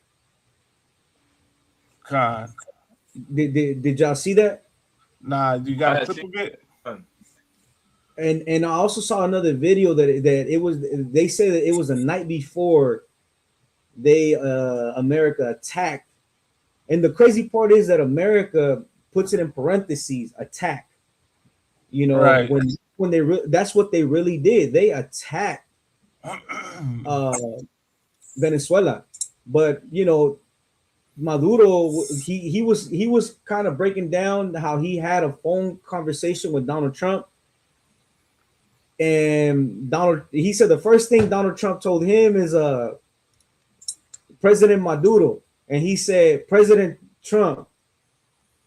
And this is how you know that the Bible is talking about blacks, Hispanics, and Native Americans, and what the officer 5000 Matabar was saying, that when the wicked are in rulership, the people mourn, and when the righteous are in rulership, the people rejoice, because Maduro, even though he's being persecuted by the oppressor, you know, after I don't know how many months Donald Trump has given them to surrender.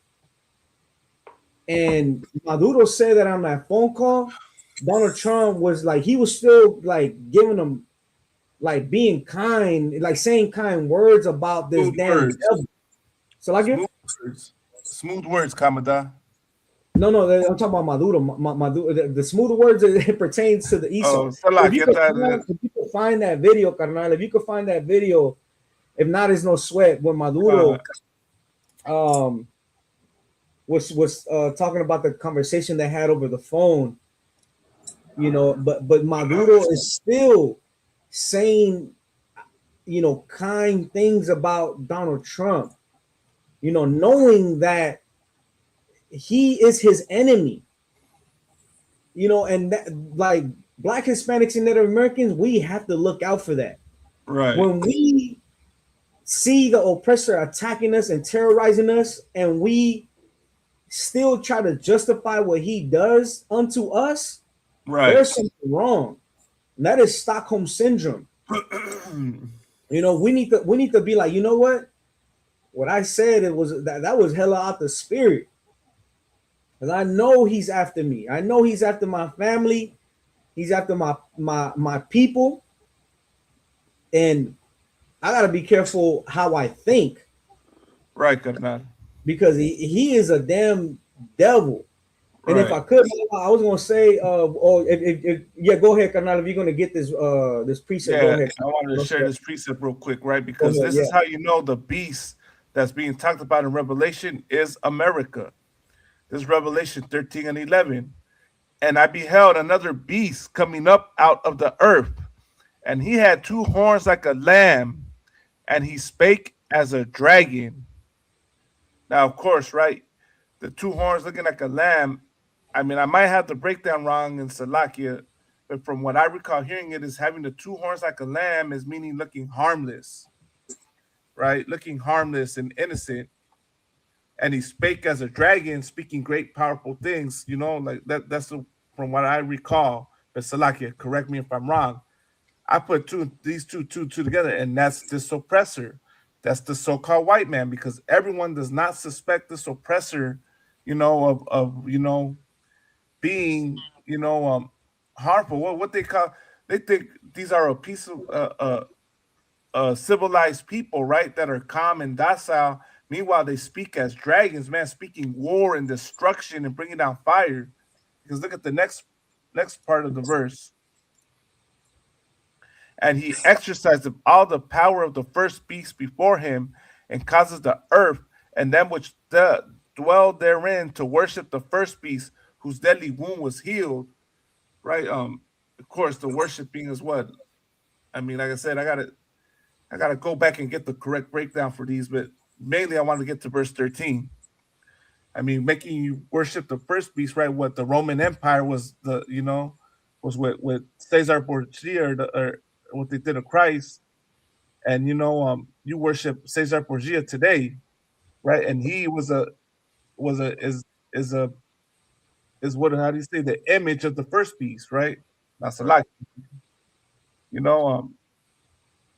and that, of course, the Roman Empire fell, but it healed and came back. And what's everyone's worship today? Sir, Roman Catholicism, right? Christianity, right? Like it, but and then verse 13 says, "And he doeth great wonders, so that he maketh fire come down from heaven on the earth in the sight of men." What is that fire that comes down? You just saw that fire, which is those missiles, those bombs that he dropped on Venezuela. So we know that the beast is talking about the so-called white man. And Caesar Borgia was was part of the first beast, right? The Roman Empire, the European empires, right? The Romans, that got wounded, right? And what was it for 1,000 years? They went I forgot Salakia. I got to get back and get that breakdown. But ultimately, America's the extension of that Roman Empire, Right. and they have the power to bring down fire from the sky unto many nations. Israel has that power to make fire come down and do great wonders, and everyone, sees it in the sight of men, the whole earth, right? You watch the news live on CNN and on Fox, and you're seeing bombs and missiles come out the sky and destroying apartment buildings and compounds, So this scripture, go ahead, sir. You know who will understand this breakdown very well? The Japanese will understand this, right? Because the white man went and dropped nuclear bombs on Hiroshima and Nagasaki. They will understand what this dragon is. This dragon that's dropping fire from heaven, And what you're saying is right, like the white man go to these countries and drop these bombs, and like for us, like we only hear it, like how they just had their bullshit New Year's, right? And they fly those planes. Did you fly them around your area? Nah. I think over here. I'm right here by the Rose Bowl. Oh, the parade. That's why, sir. Yeah, right here by the parade. So every year they fly those planes in my city. So I hear them, like the way they sound, is like something different, right? Damn near the house is kind of like shaking because they fly right over your right over the house. So I can only imagine what it's like when what it was like in Venezuela when they were flying those planes over their city and then dropping bombs. And you can see those videos, like the bombs going down. So that scripture that you're breaking down is super heavy. Because this can only fit one person. This can only fit beast. Right. And that beast is America. And what you said, which is the Roman Empire. It's the same people. They're Caucasians. Right. It's like you got concert. Like I'm seeing here's the fire once again from the heavens, man. And the destruction, man. And I'm trying to find a video of the helicopters. I had that video, Salakia. Is it this one right here?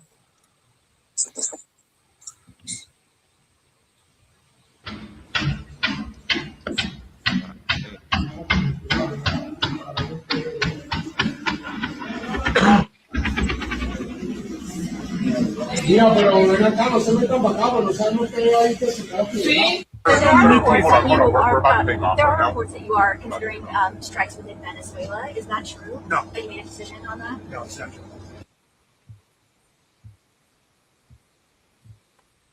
No, that's But we're buying oil from Venezuela. When I left, Venezuela was ready to collapse. We would have taken it over. We would have gotten all that oil. It would have been right next door. But now we're buying oil from Venezuela, so we're making a dictator very rich. Can you believe this? Nobody can believe it.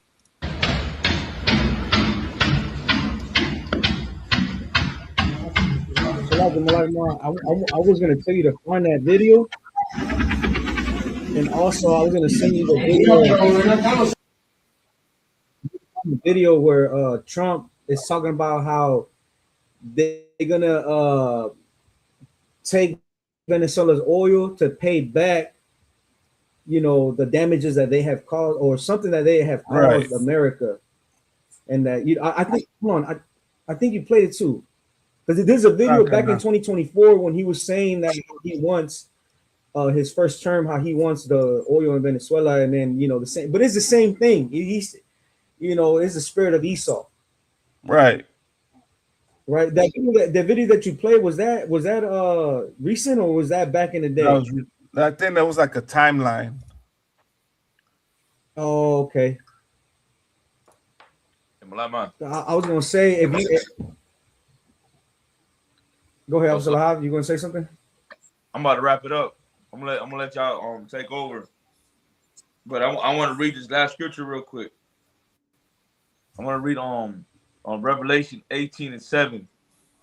Let me share it on the screen, sir. Down to 8. Because look, right now, America is acting like a bully. You know, acting like a bully, a whole lot of pride. You know, they take pride in invading these countries, and then coming back and laughing about it, making Right. jokes about it. Because that's what they're doing. They're making jokes about it, making jokes about Maduro taking his country, arresting him, making memes out of him. You know, and what's gonna happen, dog, is that what they're doing to these countries, dog, is gonna come right back to them. Right. The Lord is gonna bring this nation down. The Lord is gonna bring America down. I'm gonna read about it real quick in Revelation 18:7. Of course, in Revelation, you're reading about John's vision, talking about something that's happening in the future. And in this future, he saw this kingdom called Babylon the Great. Babylon the Great is the biblical name for America. In this context, it's talking about America, right? Babylon was known for bringing all nations together. That's what America did. America brought all nations together. I'm going to read Revelation 18:7. I How got it right much here, she sir. glorified herself and lived deliciously. So much torment and sorrow give her. America glorifies herself. You know what I'm saying? That's what Donald Trump Right. says about America. He says Right. that we have the greatest military. He boasts about how great the military America is, how great America is, right? Strongest nation, strongest country, talking about the golden age. Man, we have the, that America's back. Uh, Donald Trump glorifies America. This nation glorifies herself and live deliciously. They live good off of our blood, sweat, and tears. Live good off of slavery, right? They live good off of our work, our slavery, right? So much torment and sorrow give her, for she has said in her heart, I sit a queen and am no widow, and shall see no sorrow. They don't think America's ever gonna end. They don't ever Right.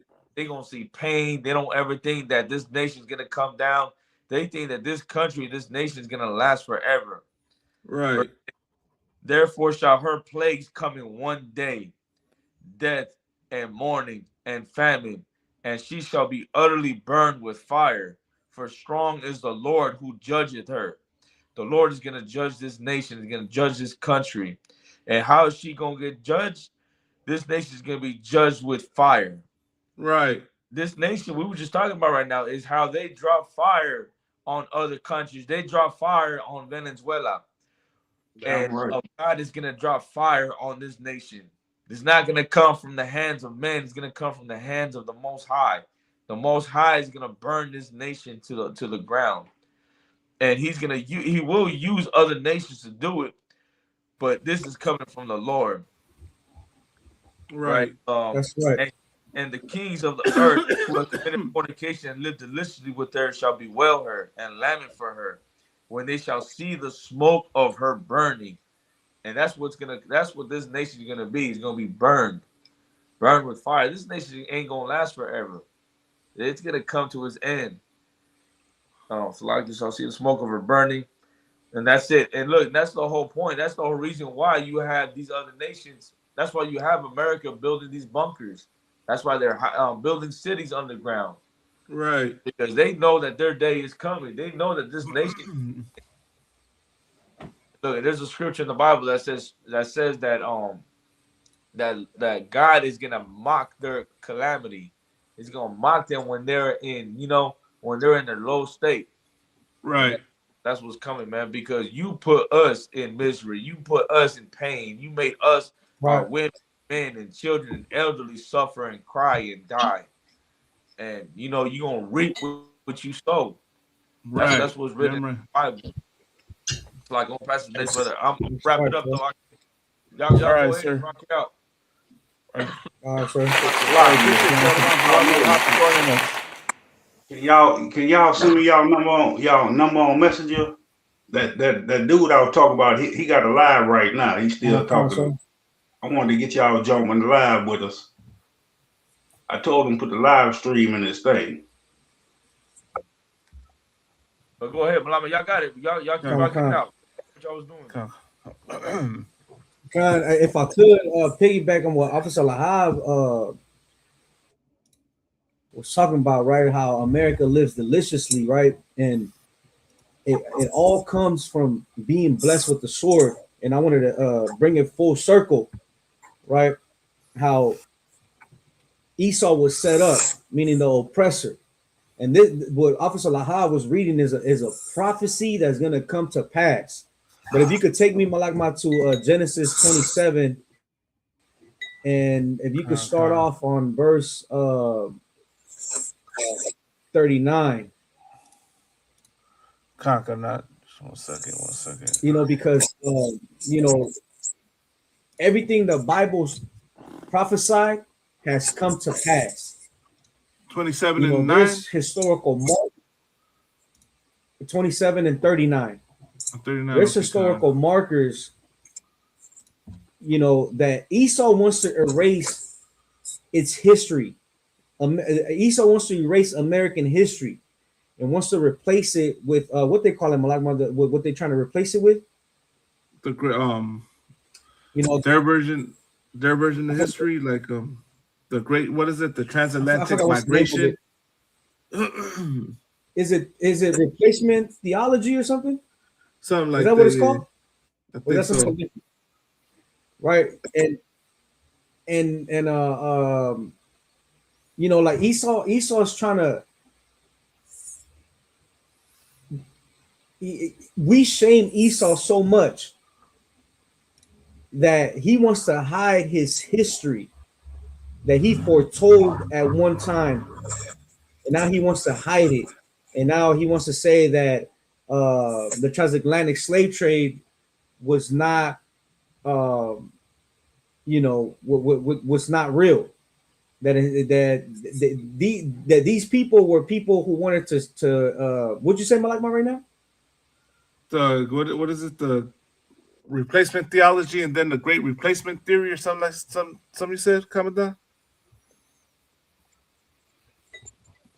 No, but what you said, you said instead of calling it slavery, they called it something else. They wanted to call it, instead of the transatlantic slave trade, they wanted to call it the transatlantic migration. There you go, transatlantic migration. So Esau, right? That's the reason why he is the devil, because he is the father of deception. Right? You got that for me, Malakma? Con, let me get there real quick. So like Genesis. All right, it's right here. Genesis 29, 20. If you can't Genesis just 27. my profile name. So like just real quick, coming up to my profile name on Facebook is the same right there as you see on the message right here. It says Malakma _1 West 1 WUPK. You can reach me right there, sir, if you're trying to, you know. You can just send me your number on Messenger. It's Madabar on Messenger. Madabar Yahawada or UPK Madabar? UPK Madabar. It's one. Yeah, I had two, not the old one. Okay.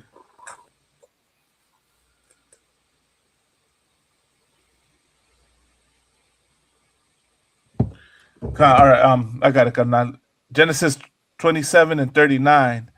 And Isaac his father answered and said unto him, Behold, thy dwelling shall be the fatness of the earth, and of the dew of heaven from above. Right. So, you know, Christianity likes to misunderstand what's being said here. Right. Like Esau, he received a blessing, but a blessing is not the same thing as a promise. Right. And Esau is not being given a covenant.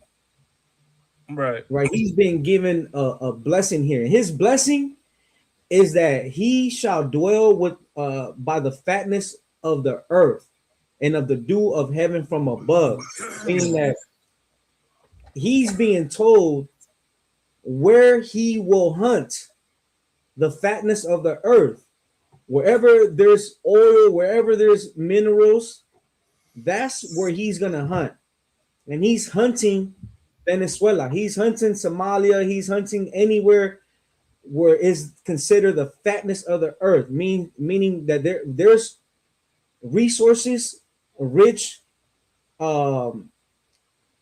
rare earth minerals. And Esau, he doesn't cultivate.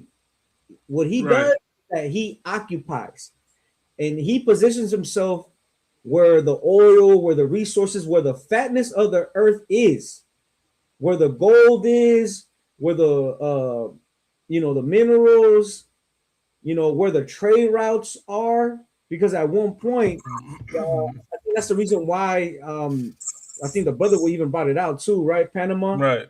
They wanted to target Panama because it was a trading route coming out of Panama, and he didn't inherit no abundance. I know it seems like America is filled with abundance, and that's the reason why everybody wants to come to America, because it is the American dream and you can prosper.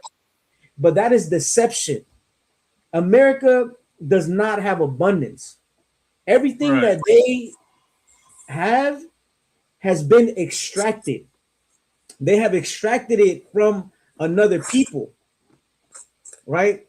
And that's how it became a powerful nation, right? They go where the lithium is, where the oil is flowing, right? They so much so that they went into indigenous lands in America, right? And they started to I remember they had Native Americans. What's that state, Malama, that they were going into the flow and they wanted to kick the Native Americans out? This happened like 10 years ago.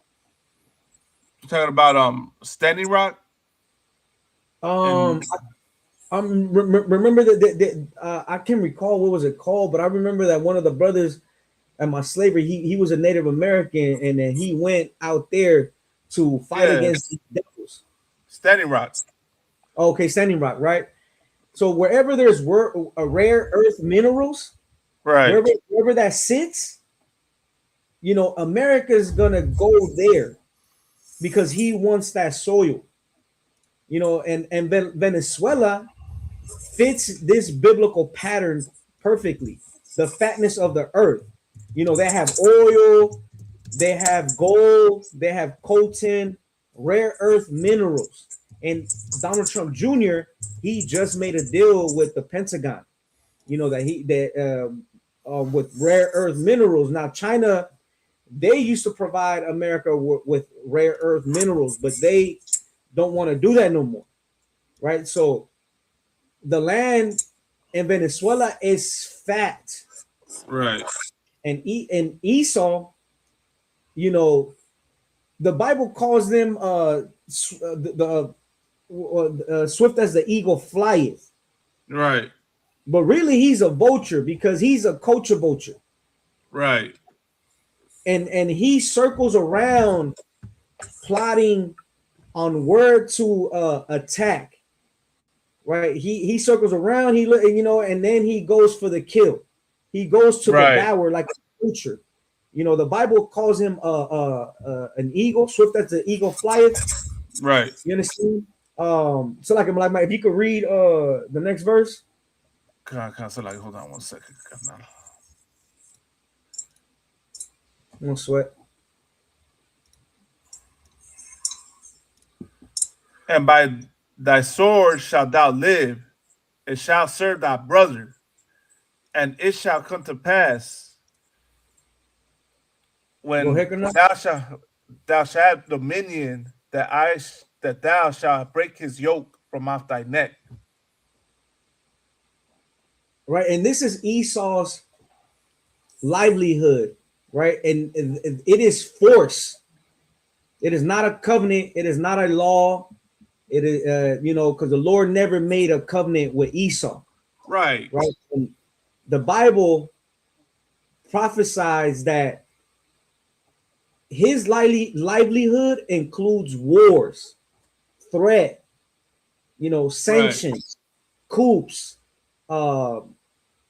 regimes, and they have updated that method right? And they had updated it by in modern ways, right? They don't have to roll tanks anymore. They destabilize currencies. They starve economies, they isolate governments, and then step in as liberators or partners. That's what Esau Donald Trump is doing. He did that with Cuba.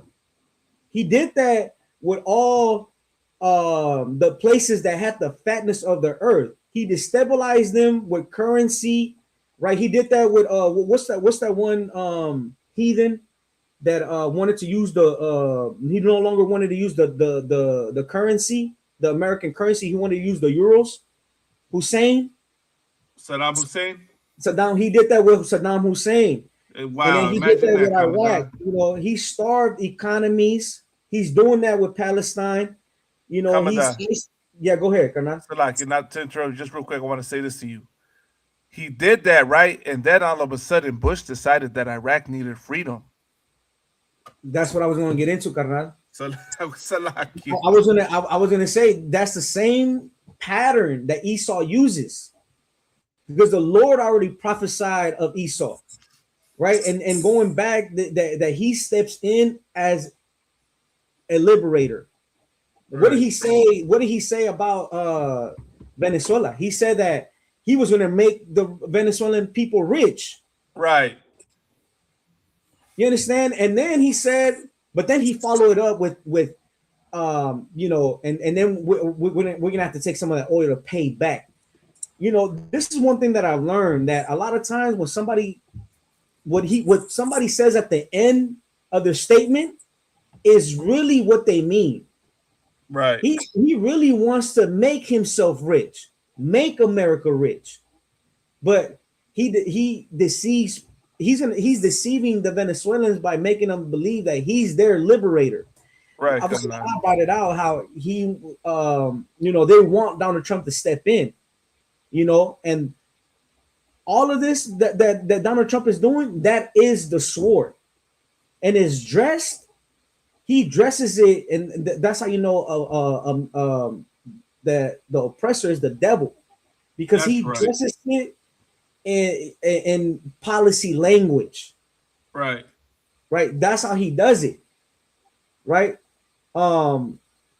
If you could get the last one for me, Carnal. Real quick, just want to shout out Michael Love. He said, 2 horns like a lamb, but speaks as a dragon. There you go. Right. Carnal. Yeah, and when Donald Trump talks openly about taking the oil or controlling supply chains, he is echoing exactly what the Bible prophesied against him, whether he knows it or not. China refused to be a dependent supplier, and by not wanting to supply America with its resources. So what does Donald Trump have to do?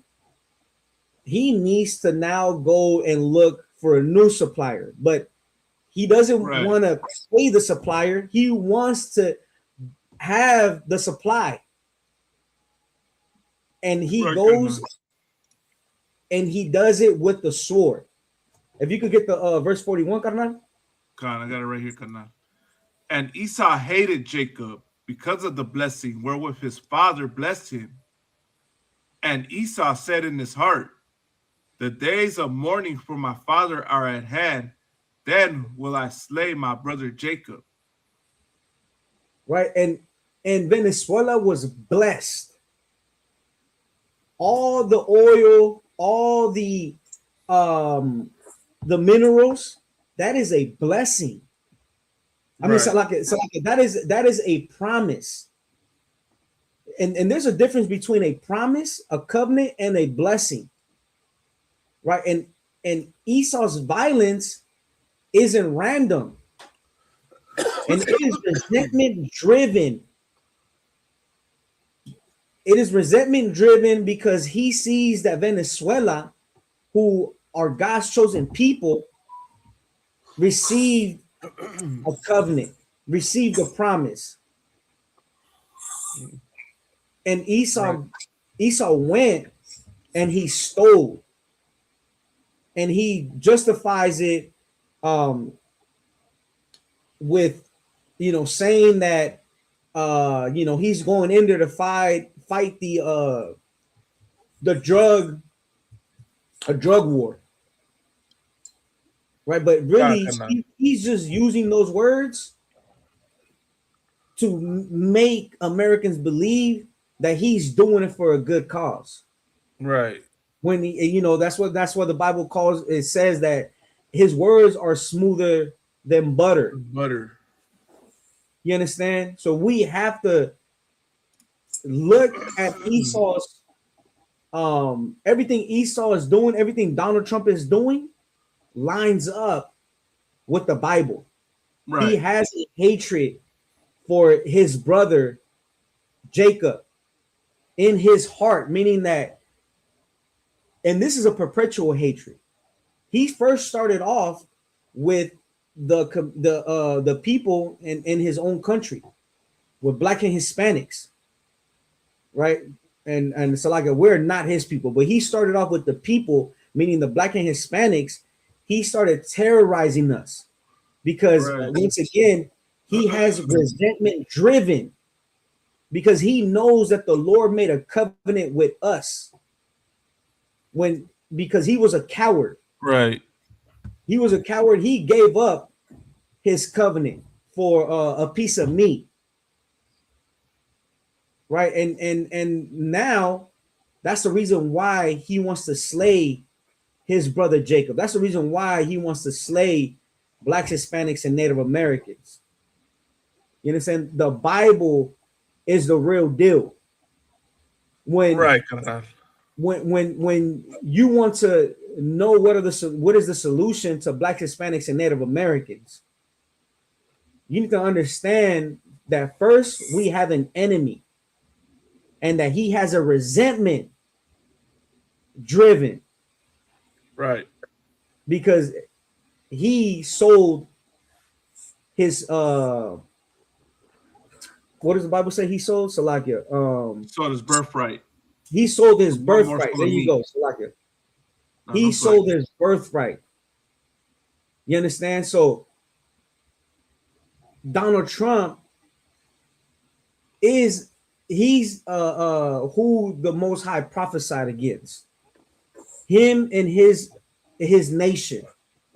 Esau, the Edomites, Idumea. Right. And Black and Hispanics, we need to understand that he is our enemy.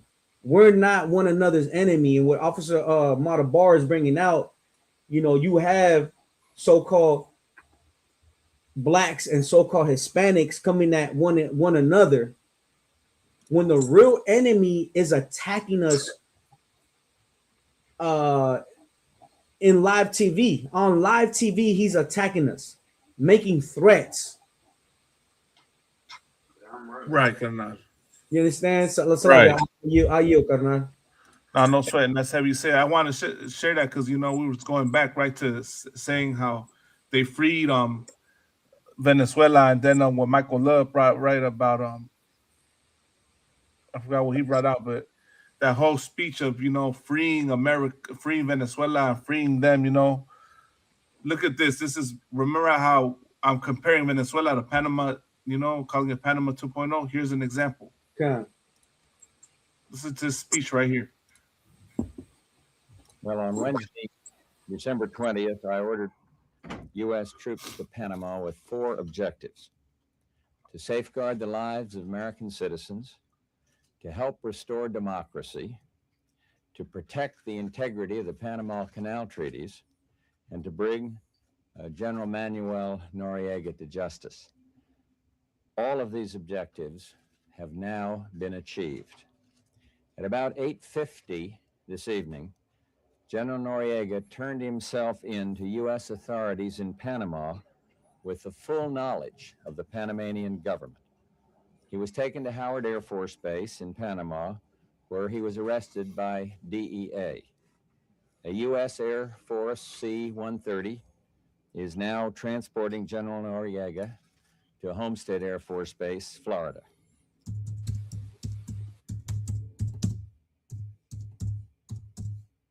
What happened? Right. Oh, that's crazy, right? That's George Bush. You know what I'm saying? At the same President time, Bush. you know, we got many enemies, like the scriptures say. All nations were confederate against us. Right, sir. All nations. I was say, if I could, right, I wanted to ask you a question. How similar was that speech that George Bush gave then, similar to the speech Trump just gave? They on the same page. Same page, right? They on the same page. What else coming down? You know, and that's what's crazy. I'm trying to find more videos. Let me find a military strike in Panama real quick, just to show how similar it was, right? Yeah. I told the brother to put the link up in this thing. He got scared or something. He didn't want to put the link up. Nah, no sweat. It's all good. You know, he can always come on here and let us break it down to us how, you know, the situation is if he's ever in the mood to. So I ain't even sweating his you know, they gonna think what they gonna think, sir. They got their platforms. This is also what I'll say. I don't want. They do that for views. You understand? They do that for views and monetization, views and content. And he knows how shit goes down out here. These cats on you know, they're speaking to a certain audience. Oh, we got comment back. You know, so he's gonna make it seem a certain way because, you know, content wise. Kamada, I'm gonna try and add you back to the screen. Are you there? Yeah, can I select it? No, you to walk on. I was just did you hear the speech with George Bush? Yeah. God, how similar was that to Donald Trump's speech? Is the same spirit of Esau. Right. It's every devil president speech. All of them be the same. Right. They all follow the same thing. Like I'm gonna share this video real quick, right? To play this, right? And look, yeah, Michael Love brought it out. He said George Bush Jr. said the same thing about Saddam Hussein, also about weapons of mass destruction. Like it's like these oppressors, I guess, just they're not very smart as they portray themselves to be, man. You'd think you would change it up a bit.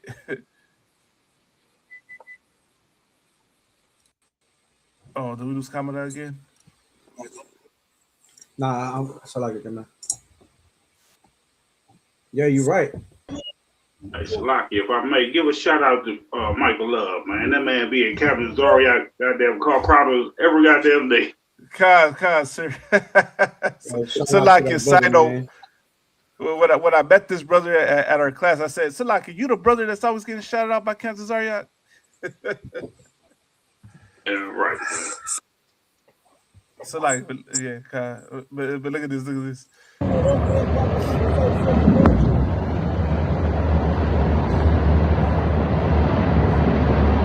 Mamá huevo, qué locura.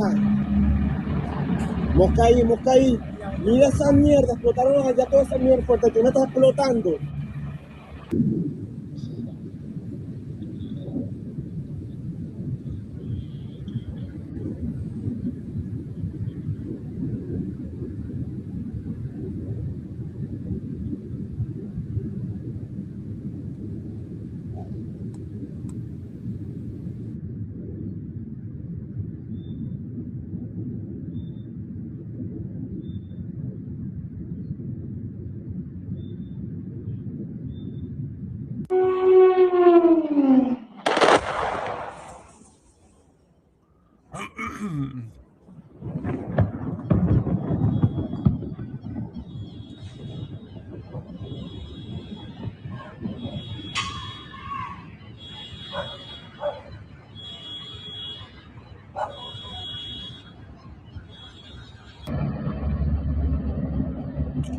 Mierda, marico, se prendió el peo en esta mierda, yo.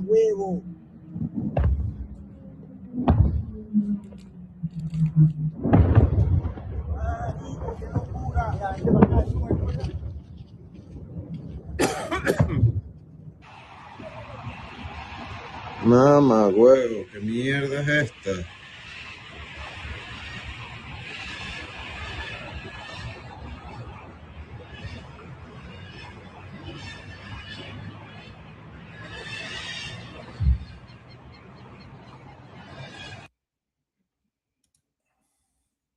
So there was that one. I'm trying to find the one of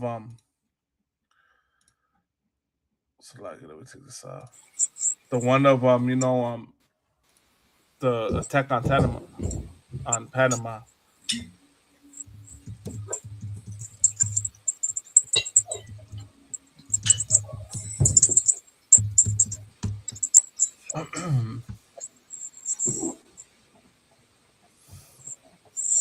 Oh, here it is.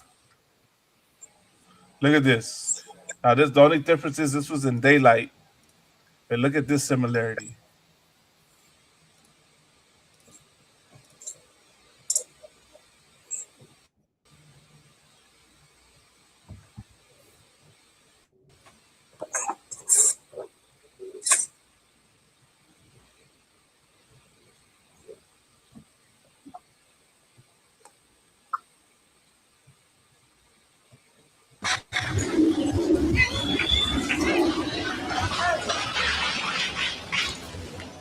On this day in 1989, the United States invaded Panama.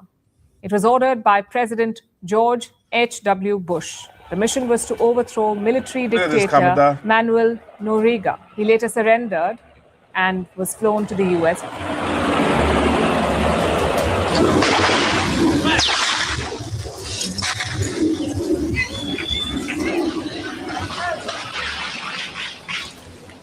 On this day in 1989, the United States But as you saw, like you saw, the Trump wasn't afraid of putting boots on the ground, as he said. Why? Because he probably wants to do the same thing that Bush did during that time in Panama: send troops in and start going into the quote unquote compounds. And then it was brought out like how, all the horrible things that the soldiers did to the Panamanian people. And it's crazy because even in that war with Panama, you had two sides, right? Two sides, one that cheered America and the other one that protested America. And what do you have right now? You got a group that's cheering, America and Venezuela, and another one that's protesting America and Venezuela. And it's like history repeats itself, as they say, but this oppressor just doesn't change. He is who he is. I wanted to find footage of the compound getting bombed. I think it's this one right here. Just trying to find the straight.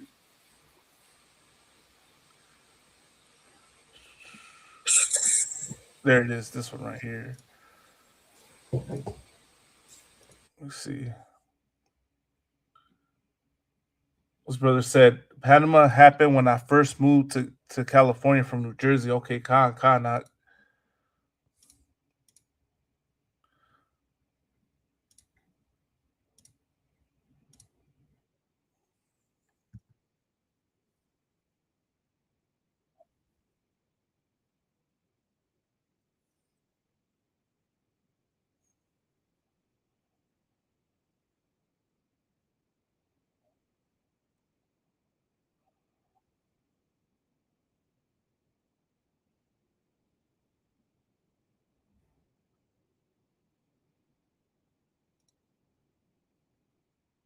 Damn it.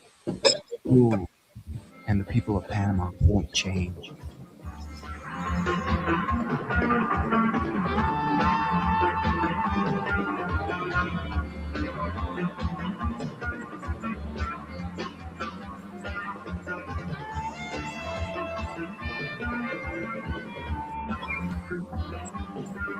The year is 1989.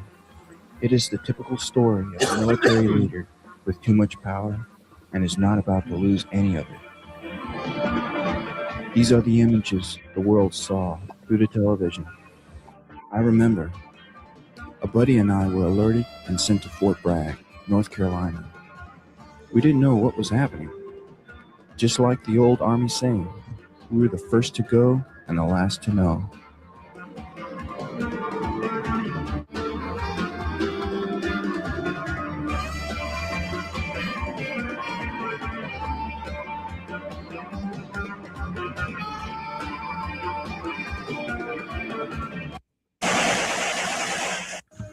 And there it is. Look at the compound. It feels like the whole city's burning. Noriega's headquarters is surrounded by a poor neighborhood, mostly old wooden buildings. Fire destroyed everything. A Black Hawk helicopter approaches. Elijah's trying to. There we go. I mean, this is the soldiers mobilized, but I want to find that exact moment right there. This is the one.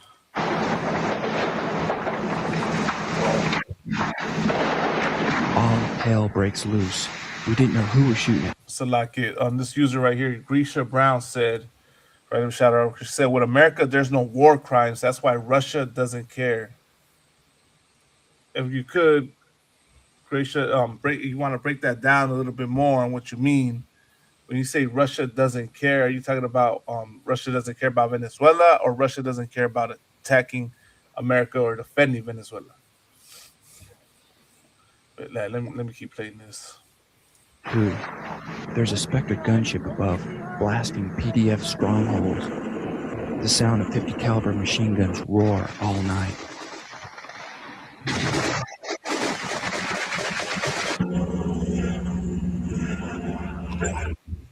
We use night vision cameras.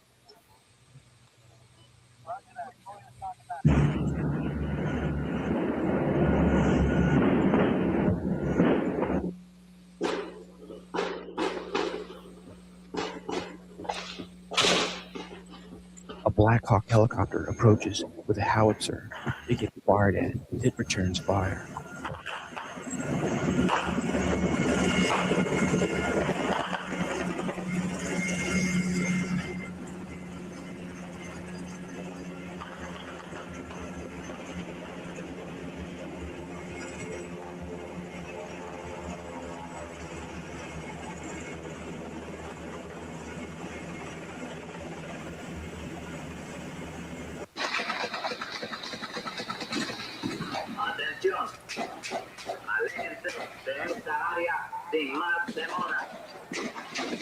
A van runs a roadblock.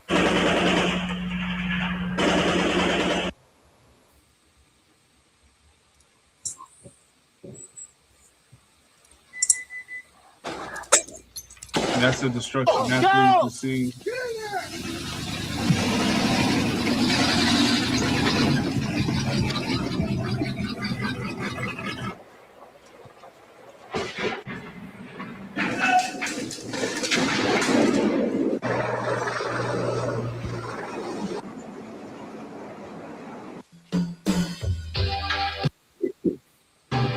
We're going inside the Commandancia, the PDF main headquarters.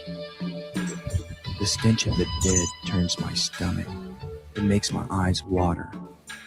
I can feel the wickedness of this place in the air.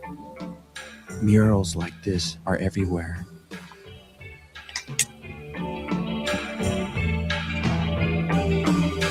Cutthroats on all the gringos.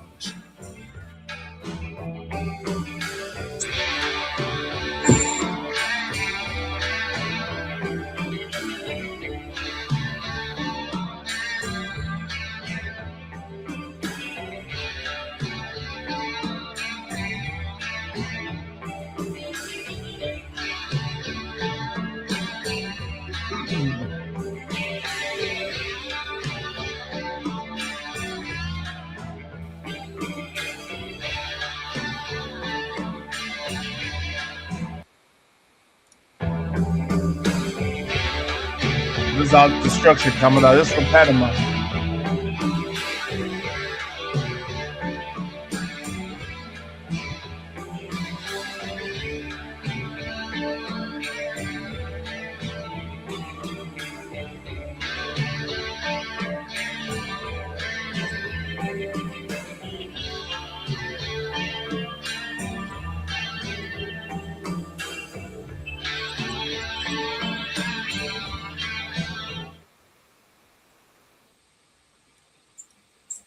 So like what the scripture say? The thief cometh but for to steal. Right. Which one's Carnal? No, just paraphrasing. I believe it says the thief cometh but for to steal. Right. That's what America does. They go into the countries that are the fatness of the earth, and he's a thief, and he's only there to steal. Right. He's not there to liberate anybody. He's not there to fight against corruption. Right. He is there to steal because he's a thief. He's an unaliver. He is SA. Right. What's another word we use if they don't understand what SA is? He's an abuser or a predator. He's a predator. He's a predator. Right? He's a predator. That is the spirit of Esau. But if I could, Karnal, were you going to show more videos? I wanted to say something. No, go ahead, Karnal. Because we're a little bit over the time, but if you look in the comments of all these videos from what Malagma just showed from Panama to the videos that were just being uploaded from Venezuela, and you look in the comment section, you're gonna see devils praising Donald Trump. Right. You understand? And it reminds me of the General Yahana had brought out in that class with Tabawan, Peace Officer Tabawan, where it says that the Lord raised up Pharaoh for that purpose. Oh, for even this purpose have I raised thee up? Yeah, Romans 9:17. If you could grab that, Malagma, Karnal. because everybody is praising Donald Trump, how he's America's hero, how America's a superpower because of what they seen on social media, what they're seeing on the news, how Donald Trump is sending agencies to go terrorize Black and Hispanics, how he's saying the military and DEA and what have you, special forces to go and invade and kidnap, leaders of other countries or unalive them. In America, they praise Donald Trump. They're praising Donald Trump. You can read that, Karnal. All right, this is the book of Romans, chapter 9, verse 17. For the scripture saith unto Pharaoh, even for this same purpose have I raised thee up, that I might shew my power in thee, and that my name might be declared throughout all the earth. Right.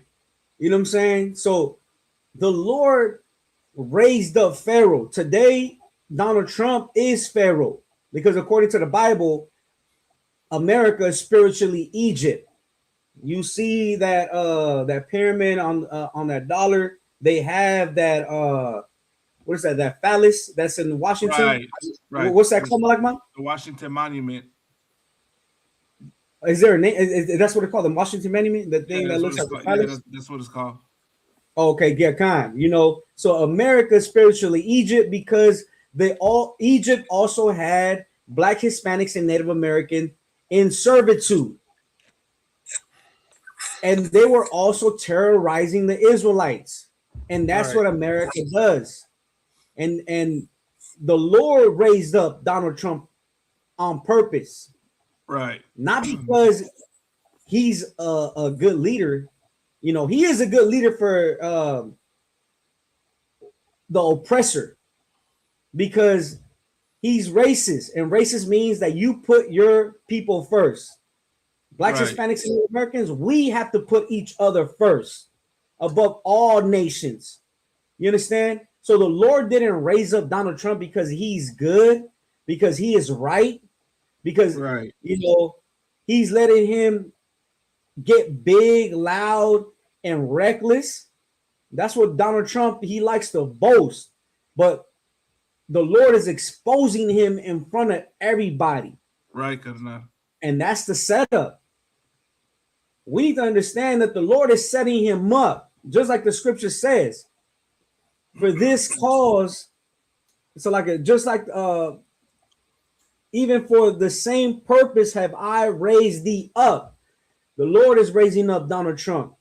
Right. And he's raising him up for a reason.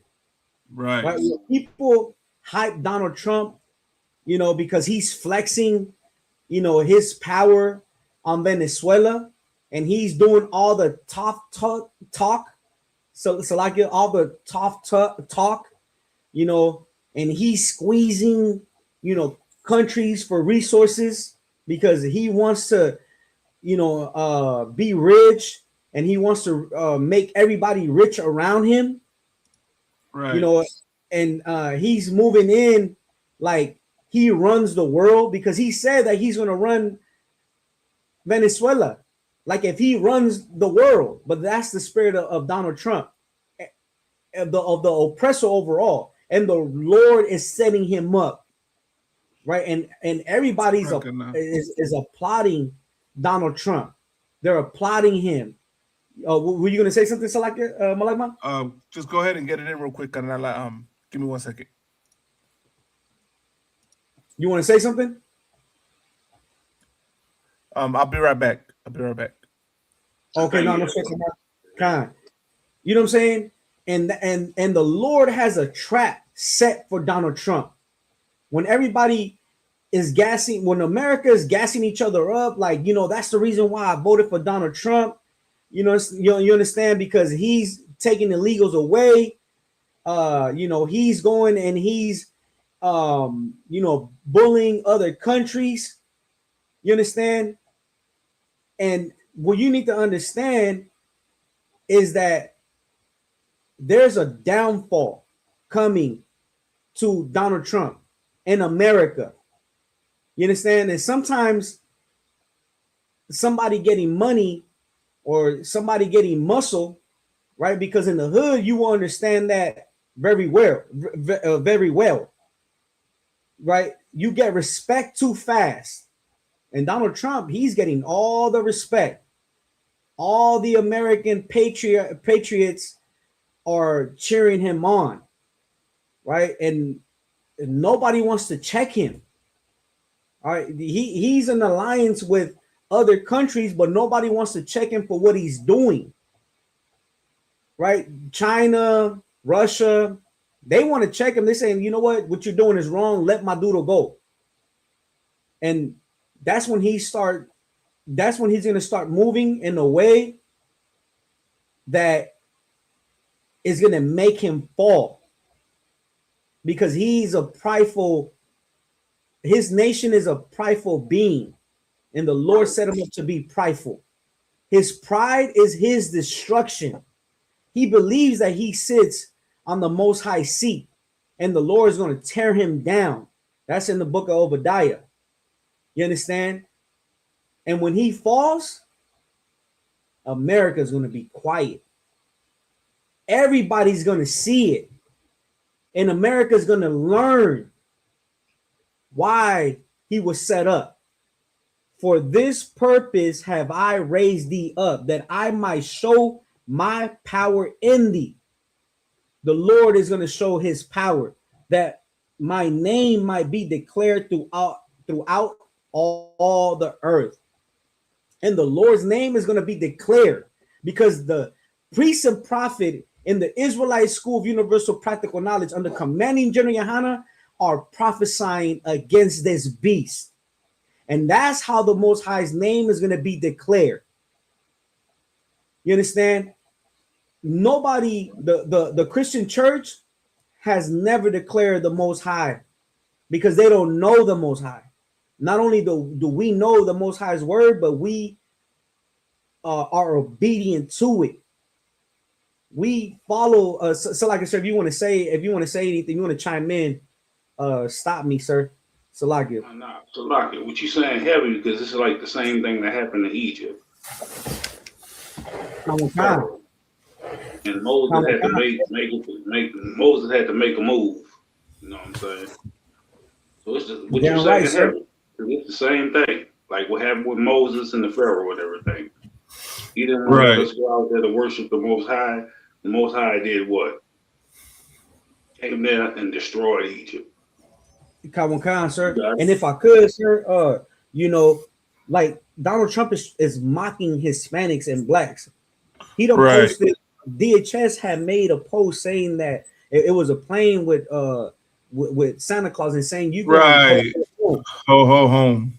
And not only Right. that, but you know, we celebrated New Year's when New Year's is a worship of a false, strange god. You understand? And Donald Trump uses our ignorance to keep us destroyed. Right. You understand? So if you went out and you celebrated Christmas, New Year's, you are the problem. Donald Trump is letting you know that Christmas, New Year's is an enemy unto you because he's using Christmas and New Year's so you could come together, and then he goes and he finds you and then he takes you in. You're gonna go to Disneyland. Donald Trump is going to Disneyland. You're gonna go to Times Square to see the ball drop. He's gonna go to Times Square and take you away because he's plotting on you and he's using these false holidays, or he's using the spirit of the holiday spirit against Black, Hispanics, and Native Americans. That's the reason why we also have to come out of that spirit. The Lord, the Bible said, "Come out of her, my people." Right. And just paraphrasing that, you should not partake of her. Right. You understand? So Blacks, Hispanics, and Native Americans, we have to forsake America overall. Its philosophy, its teachings, you know, everything America stands for. We have to forsake that. You understand? So the Lord allowed Pharaoh to he hardened his heart, and that's what he's doing with Donald Trump. He's hardening his heart. So Black and Hispanics, we need to, well, Officer Lahab said, right? The scripture says in the book of 2 Peter's that I think it's 5:18, if I'm not mistaken, it says that we have to be vigilant because our enemy, so like it says, because the devil is out like a roaring lion, just paraphrasing. Right. You understand? The Lord is exposing the oppressor. He is that roaring lion. And right now, Black, Hispanics, and Native Americans, you have to be vigilant. That means that you can't get high. You can't be thinking about sleeping with another man's woman. You understand? You can't be thinking about the next holiday. You have to be paying attention to the spirit of Esau. Right now that he's being cheered and applauded by America, just stay tuned. The Lord is going to bring him down and is going to destroy him. It's going to destroy America. But while he's being set up, we have to be vigilant and we have to come out of her, right. Meaning come out of America. Literally, so like I said, go ahead. If I'm not mistaken, didn't he drop the bombs on Venezuela on their so-called New Year's Day? The day after. Yeah, the day after New Year's Day, it's January 2nd. But it was still around New Year's time, meaning that he let everybody drop their guard and thinking that, you know, we bringing on a new year. Right. And that's what Esau does. He makes you drop your guard so he can attack you. So like it, Commandant, if I could, right, I'm gonna pull the book of Psalms 55 and 21. Yeah, kind of. We were already over the time. So like, yeah, just I'm gonna go like a little bit more, just because there's one more thing I want to cover. You know, I mean, if anybody has to go, by all means, go ahead. I need to cover this one last part to the show because you know, it's important that we cover this as we're seeing, you know, what's happening with Venezuela. Yeah. This is Psalms 55 and 21. The words of his mouth were smoother than butter, but war was in his heart. Right. What did Trump say? He was, you know, trying to keep it cool with Venezuela at first. Am I right? Or he was trying to make it seem like he wasn't going to invade. He was saying like he just trying to keep the country safe, trying to, you know, rid the world from drugs. acting like he's doing a good thing and he comes in peace, that he's gonna make Venezuela better.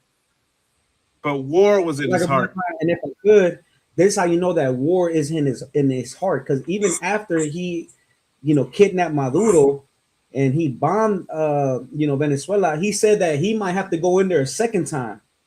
Right. You understand? Go ahead, Kanal Salaki. Now you talking now. His words were softer than oil, yet were they drawn swords, man. You see they got their swords drawn. You see that he has war in his heart. And he's trying to make it seem like he's doing the right thing and he's good and pure and the Venezuelans are just bad, right? This oppressor is the devil the Bible speaks of. And as you're seeing everything transpire before you, that's the proof. That's the proof that the white man is Esau and that he is the devil. But go ahead, Kanai. Hey, Salaki, if I may, didn't they do the same thing to the Native Americans? Khan, sir. War was in his heart. His words were smooth as butter. But war was in his heart. And how many peace treaties did they make and break with the Native Americans? All of them. All of them, sir. Exactly. The same thing they do with us still to this day. Right. You got it. I would just pull this real quick. Because this I'm gonna say this next part, right? This segue to our last part of the show. I'm disgusted when I see this. You understand? I'm disgusted when I see the things that I've been seeing online with the Venezuelans cheering, when I see my people cheer, when I see Israelites cheer the destruction of another Israelite. When you see Israelites celebrate, like teaming up with ICE, supporting Trump, agreeing with him, it disgusts me inside, man. Because it just shows how evil you are in spirit.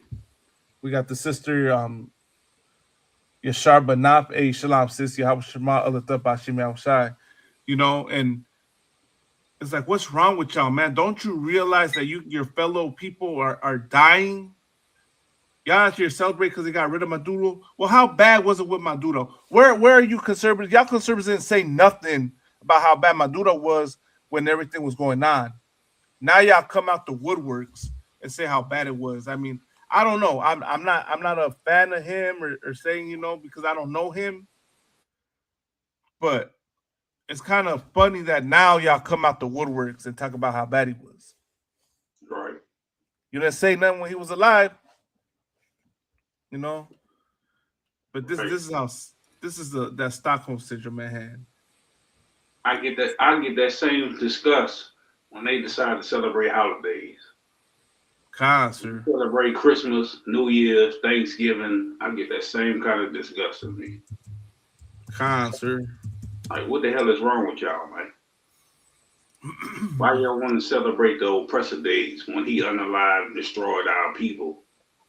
Or lied to you about some goddamn fat ass white man coming through a chimney giving you presents? Right. If you ain't got a goddamn chimney and you got a front door, so you gonna tell your kids, oh well, he broke in the front door. Right. Like, what the hell? Instead of you telling your kids, I worked all year, bust my ass to get this, you gonna give credit to the goddamn oppressor. Right. You gonna give credit to the white man. The same one that unalive us in the streets, lock us away for 100, 200 years, that hung us from trees and everything. You gonna give him the credit and say he bought you some damn presents. Damn. You too coward enough to say I bust my ass all year working for this oppressor, and I had to get you some presents. You gonna lie and give him credit still. Sir, and then the women want to keep the children away from the father, but then they'll go and sit them on Esau's lap. Like that is disgusting, and then you want to tell the children to stay away from strangers, but you're going to go and place that child on a stranger's lap. Right. Like, women are so, like, the oppressor uses the women to oppress Black, Hispanic, and Native American men. Right. Where's the stranger danger then? Right. Like, you gonna say, oh, the man, your daddy ain't do shit, but then a goddamn white man came and gave you some gifts. And then you grow up all the way to 17, 18, 16, 15, you go into the tree and get a gift. Your mom's still telling you the same shit. The white man bought you gifts. And then you go get unalive in the streets by the same goddamn white man. Right. It makes no goddamn sense. God, sir. Another thing I wanted to say too is that Maduro started saying some truth. You know, he started exposing the imposter. He started to say he was saying that earlier. You played it earlier? Yeah, earlier. Yeah, at the beginning of the show. I can play it again if you want. Oh no sweat. You know, okay. So just to recap on it, then, you know, Maduro was saying that that the imposter is not the ethnic Jew, that he's fighting a geopolitical war. Right. So like that's the president that they so-called caught yesterday. Yeah, Maduro. He said that I think last year or the beginning of this year. It was a clip. It was a clip where Maduro was saying that the imposter is not the ethnic Jew, that he's out there fighting a geopolitical war to take the resources of that land. Right. That's why they decided to get rid of him. Get him about there and make him look like a criminal. Right. That's what our people don't see. Every time somebody come out and speak the truth, they gonna get rid of you and then turn you to a criminal. Right. You got it. Okay, so I got it right here. Kabada, you want to play this or Salaki?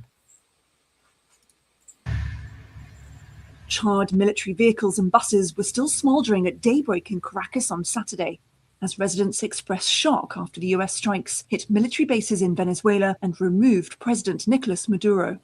Many people stayed home as Venezuelan security forces patrolled the streets. Of those who were out, some expressed hope of political change, while people like Baker Franklin Jimenez concerned that this will create an even worse conflict than the one we have now, and that we all have to go out into the streets to defend our homeland, to defend ourselves. But excitement is in the air for supporters of the opposition, led by Nobel Peace Prize winner Maria Corina Machado outside the country. Venezuelans celebrated in Peru with people like Milagros Ortega talking of returning home. My dad, being a political leader in Venezuela, was able to see this change. He used to say, "Daughter, when you go back, when this government leaves, you'll return to Venezuela." And to know that my dad in his lifetime was able to see the fall of Nicolás Maduro, look, for me it's an emotion. I would like to see his face. Since 2014, around 7.7 million Venezuelans have left the country, according to the UN International Organization for Migration. Venezuelans living in Spain also rejoiced at Maduro's capture, while they tried to get hold of friends and relatives still in the country. Some of them are sheltering at home. A few other people in Caracas went out to stock up on essentials. Some of them are concerned that they may now have to hunker down for a prolonged period, uncertain of what is to come.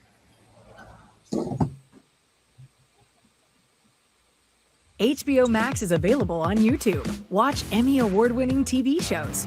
Welcome to the pit. Venezuelan President Nicolás Maduro is in. So that was, you know, I want to find more footage of them cheering Salakia. And that was the woman, right? What's her name? What was her name again, Michael Love? It's on the chat.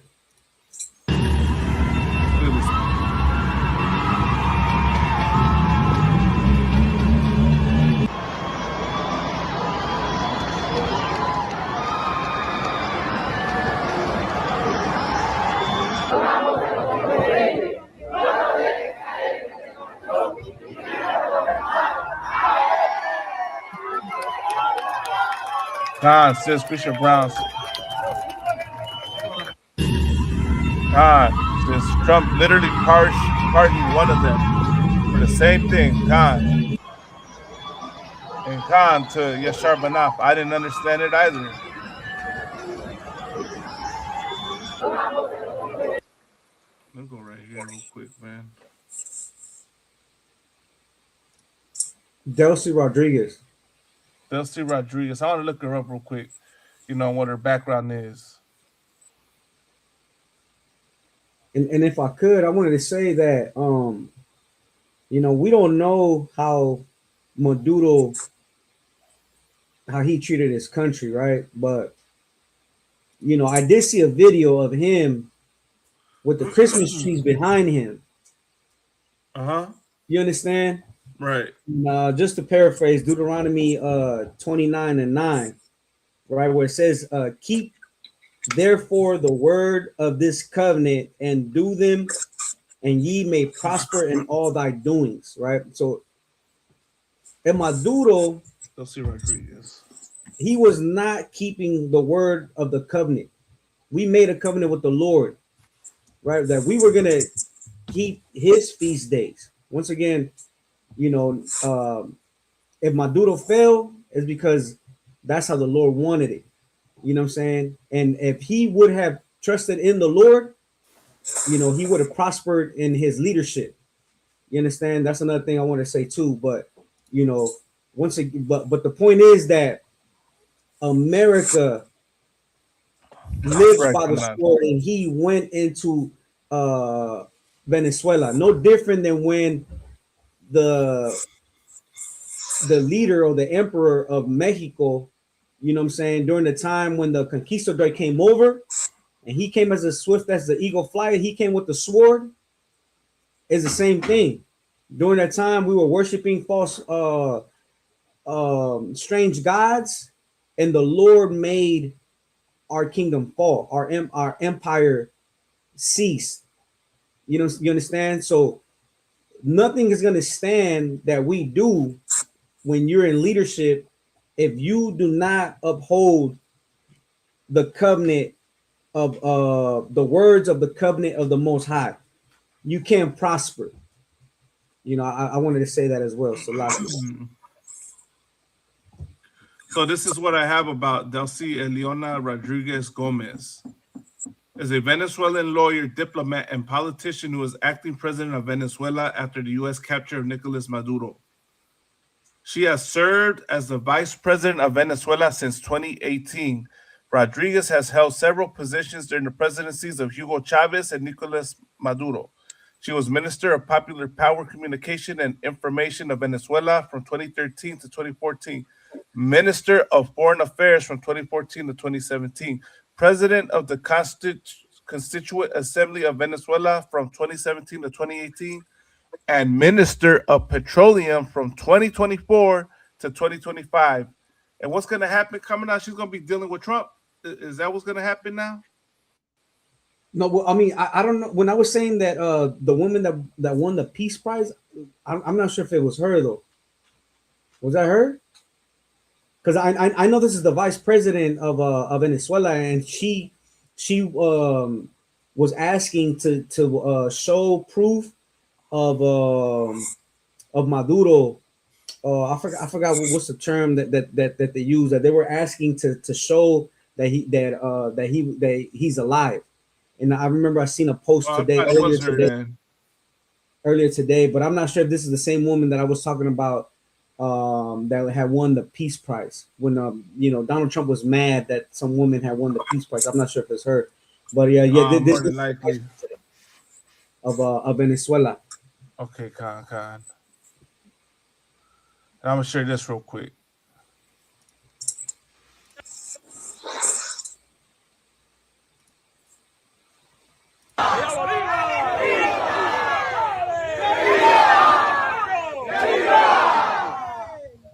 La patria no se vende, la patria se defiende, la patria no se vende, la patria se defiende, la patria no se vende.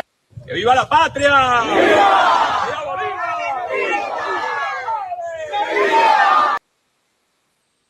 So as you're seeing two sides, right? Two sides to this, man. Right. And so I don't know how bad Maduro was, but yeah, I mean, exactly. one side cheering him and cheering his arrest, and the other one demanding he be released. So only thing I can say is that if you think Donald Trump is better, let me show you what Donald Trump did to you Venezuelans that are cheering for Donald Trump.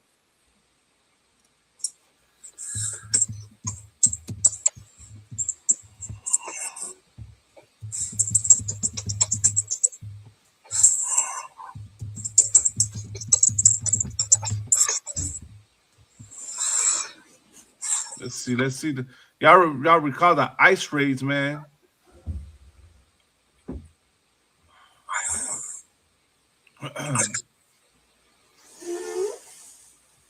I mean, now it's all being overshadowed, but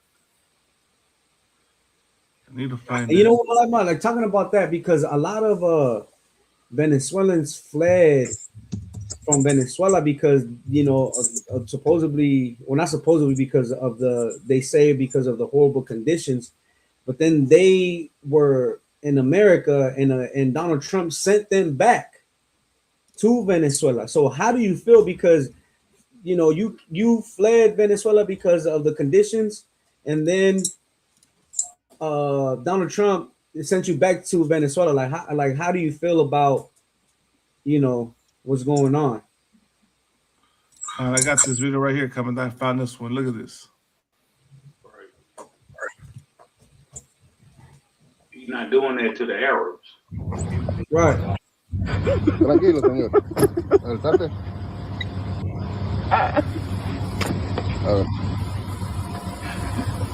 Just put a belly. I have some belly chains over here. Yeah, hold.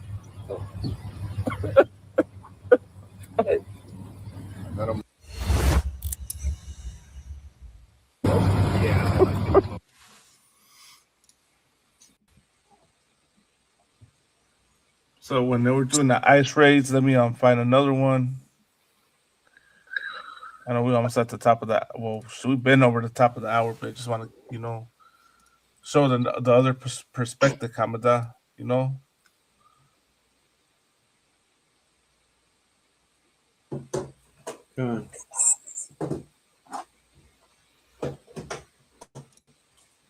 We turn now to hundreds of federal agents swarming a Chicago apartment complex in the dead of night. As Mike Tobin explains, they were targeting members of a notorious Venezuelan gang. In the dark of night, federal agents storm an old apartment building on Chicago's South Side. They had developed information that criminal illegal immigrants had taken the place over. So a joint operation with the FBI, ATF, Border Patrol, and ICE brought in federal manpower to take control of the apartment. It's hard to see, but there's a helicopter right there on this building. And that helicopter has just inserted snipers for the protection of all these federal agents you can see entering the building. What they are after, 6 particular individuals associated with Tren de Aragua. They say these individuals are responsible for dealing in long guns and handguns as well as drugs. How much more room you got? More than a dozen were detained. At least one has a tattoo commonly associated with the Tren de Aragua gang. It looks like we got several apprehensions, and teams are still inside the building clearing rooms. Do you know anything about whether you got the guys you were after? Not yet. It's a little too early to tell, but later investigation is going to let us know that. The detainees were taken to the ICE processing facility in Broadview, Illinois, which has now become a flashpoint for riots and a talking point for opponents of Operation Midway Blitz.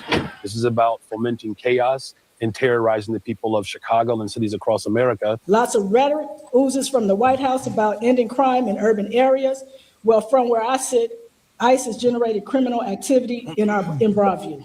DHS responded to their criticism, saying less than a week after the terror attack in Dallas, it's disheartening to see sanctuary politicians engage in political theater to inflame hatred against ICE. In Broadview, Illinois, Mike Tobin, Fox News. All right. Looked like he had a Michael Jordan tattoo. Right. He with a goddamn gang. Right. Imagine that, man. I was going to say real quick. Yeah, go ahead, sir. You got it. I was just say real quick that you remember the video we played last week, Hamada, of the brother talking about how he got stopped by ICE agents, the Judite brother. Yeah, the one I showed That's Chicago. situation right there. Yeah, that's where it happened. So they were stopping Latinos and black people. It didn't matter. They were stopping them. And as you saw, they came in with a Black Hawk helicopter, and they were dressed in tactical gears, just like they were last night over there in Caracas. Right. So all y'all cheering, thanking Donald Trump. It's Y'all have no enemies. clue. Yeah, y'all have no clue what he's about to unleash on y'all. You know, once he fully invades Venezuela. Y'all think he's gonna bring freedom and equal opportunity. He's gonna bring absolute hell to y'all, man. Right. Like he ain't do this to the Arabs. He ain't do Right, this the to the sister said that. Chinese. Right. He ain't do this to the Japanese. Right. He ain't do this to the Russians. Everybody else that's over here. He want to do this to our people to try to separate us. But you can't separate us. Regardless of how hard you try, you cannot separate the children of Israel. Absolutely, sir. Damn right. Like when you was fighting crime, you would have got rid of the goddamn Chinese, Japanese, the Arabs, everybody over here that's getting rich off of us. But you want to do this to our people, think you gonna separate us? It ain't gonna happen, man. You would have shipped your own goddamn self out of the goddamn. Your people ain't even from here. You would have shipped yourselves out of here. Like we shouldn't be here. Let us go. This ain't even our land. Right. We can't stole this land. So ship all y'all own goddamn selves out here. Y'all stole the goddamn land. Y'all thieves. Sir, they want to say that they conquered it, but they really invaded it. Oh man, hold on. What they conquered it? I'm gonna tell you. Let me share this beam real quick, man. Since we're on the topic, right? Of conquer. Are you saying they said that it's conquered, not stolen, Kamada? Yeah, kind of. You know, Officer Yawasop, he had made a post that he was at a cabin, and he was saying that the white team man had they squatted America, so he's gonna squat the cabin, and he was gonna squat everything else. You should see the comments. They were like, nah, we conquered America. We didn't squat it, we didn't. But they always want to drive around the point, which is like they invaded it, and they stole it. You know what I'm saying? But go ahead, Malak, if you got it. Yeah, look at this image right here, Kamada.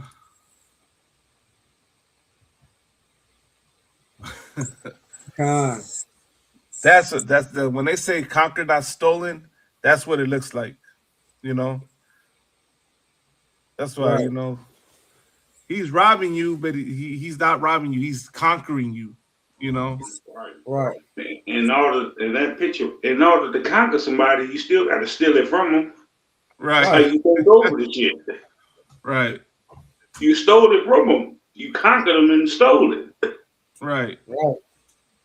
So here's my thing, right? Since it was conquered and not stolen, that means you can't go file a police report. So all you Edomites saying that when y'all get robbed, right? When something happens to y'all victim of a crime, right?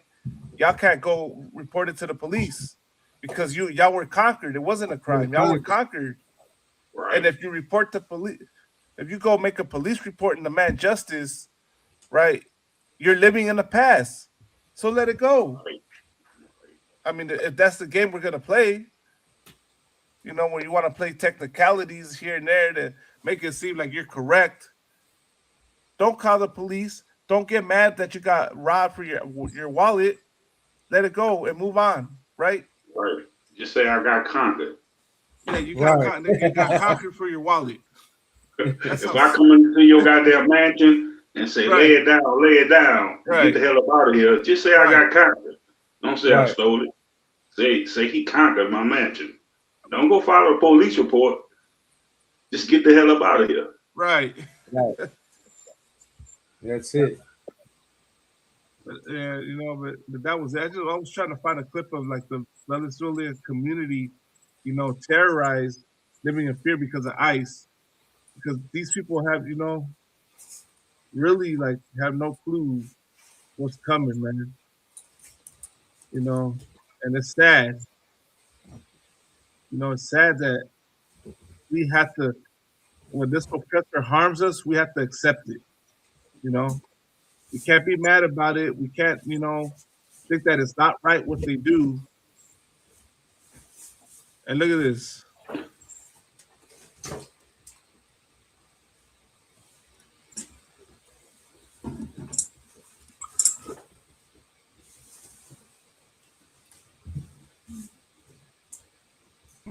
Must stop. Was this operation a message that you're sending to Mexico, to Claudia Sheinbaum, the president there? Well, it wasn't meant to be, and we're very friendly with her. She's a good woman, but the cartels are running Mexico. She's not running Mexico. The cartels are running Mexico. And we could be politically correct and be nice and say, oh, yes, yes. No, she's very, she's very frightened of the cartels. They're running Mexico. And I've asked her numerous times, would you like us to take out the cartels? No, Mr. President. No, please. So we have to do something because we lost. The real number is 300,000 people, in my opinion. They like to say 100,000. 100,000 is a lot of people, but the real number is 300,000 people. And we lost it to drugs, and they come in through the southern border, mostly the southern border. Plenty come in through Canada, too, by the way, in case you... If I could, right? And this is why I say the oppressor is a hypocrite. You're mad that your people are dying from drugs, and you think the answer is to go invade countries because your people cannot get off drugs. Why don't you make your people get off drugs? Why don't you stop blaming people for your problems?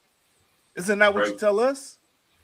Isn't that what we're told? We cannot blame the white man for anything, right? We got to pick ourselves up by our bootstraps and get over it. So why don't y'all get over it, white man and woman? Get over it. Let it go. Pick yourselves up by your bootstraps. Get off the drugs, and you won't have an issue with cartels anymore. You won't have a tren de Aragua if y'all stop using drugs. If y'all got off the fentanyl. If y'all stop using party drugs like cocaine. But you're going to blame the tren de Aragua? You're going to blame the cartels? You're going to blame, Venezuela? Because y'all can't drop your drug habit? Because you're a bunch of drunks and drug addicts? Stop blaming other people for your problems. And take accountability for yourselves. Salakia. You mad about the drugs that y'all put in the communities. Y'all put the shit over here. Right. You mad about the drugs that y'all spread it around. God, sir.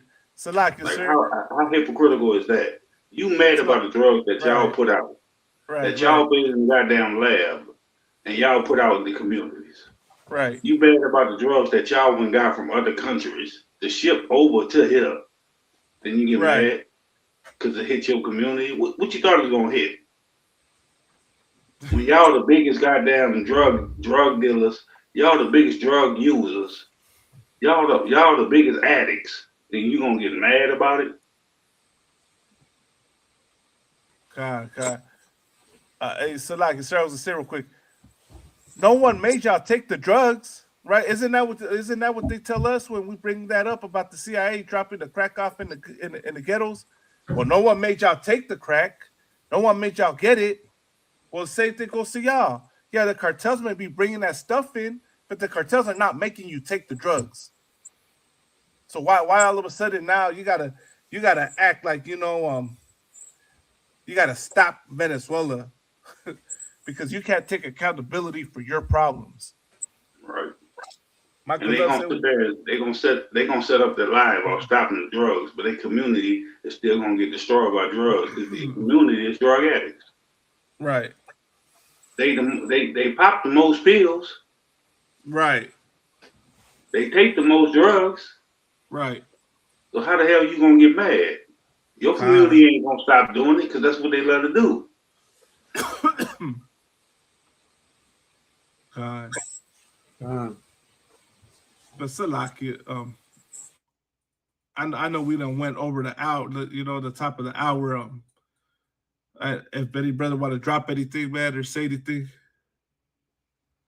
Hey, Shalom, Yahweh Shem Sharakatham, Yahweh Shemar Atham Bashim Yahweh Shah, Make sure y'all show up to Houston, Texas for the 57th annual Passover, man. Damn For right, all sir. so-called Black Latinos and Native Americans. Also, make sure y'all subscribe to the channel. Like, share, subscribe. The brothers be dropping truth on y'all. Subscribe to all the ISUPK channels. That's what I want to say. Damn right, sir. So, like, anything you want to say? I mean, Yeah, Bernard, I want to end it on this. If you could give me Deuteronomy 28:1, right? Because America right now on every end believes that they're so powerful, right? But every empire's power only lasted so long. We've been seeing it through history. The Lord is going to destroy and take away that power, but there is true power that Black and Hispanics and Native Americans, there's true power that we can possess. There's power in this Bible, and we're going to show you right now, according to the Bible, what is that power. If you can read that, the book of Deuteronomy, chapter 28, verse 1. And it shall come to pass, if thou shalt hearken diligently unto the voice of the Lord thy God, to observe and to do all his commandments, which I command thee this day, that the Lord thy God will set thee on high above all nations of the earth. Right? This is real power for Blacks, Hispanics, and Native Americans. Right? That it shall come to pass, meaning that it will happen.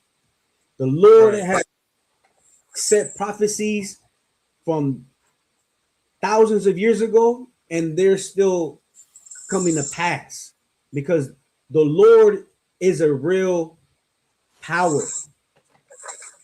And he said this, if thou shalt hearken diligently unto the voice of the Lord thy God, to observe and to do all. It didn't say some, it didn't say the ones that you believe or the ones that you like. It said all his commandments, which I command thee this day.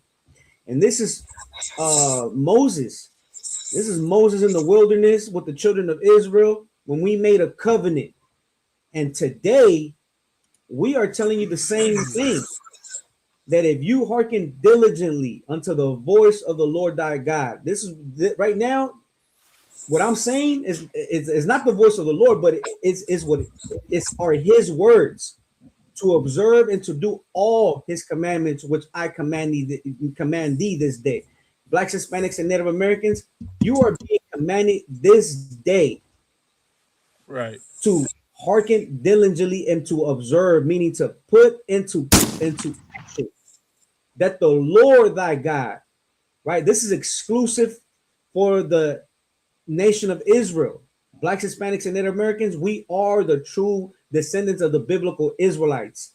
And the Bible says this, the Lord your God. It didn't say the God of the whole planet Earth. He said, he's specific. He said, the Lord your God. This is speaking about the children of Israel, that he will set thee on high, above. That doesn't mean, that's not equality. That's not the same. That's above all nations of the earth. That's real power. Blacks, Hispanics, and Native Americans, you want power? You need to come back and serve your God diligently. You have to, with discipline, you have to wake your game up, stop being childish, and put a bone in your spine, gird up your loins. You understand? Right. And that is real power. Blacks, Hispanics, and Native Americans, you want power? Come back to your identity. Tune in to ISUPK classes, podcasts, and all the lives we have.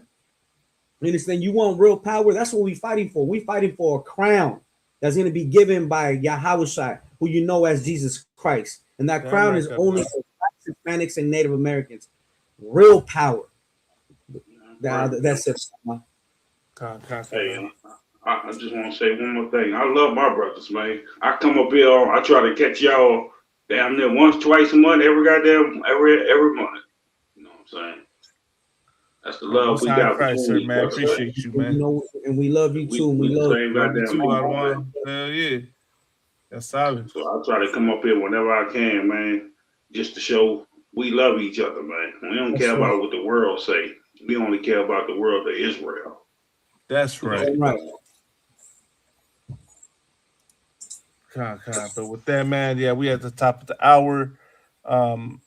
I'm gonna save. There were some more things I wanted to cover, but we'll cover it, either on the part 2 to this, or on a live I do later on, Lord allow, Lord willing.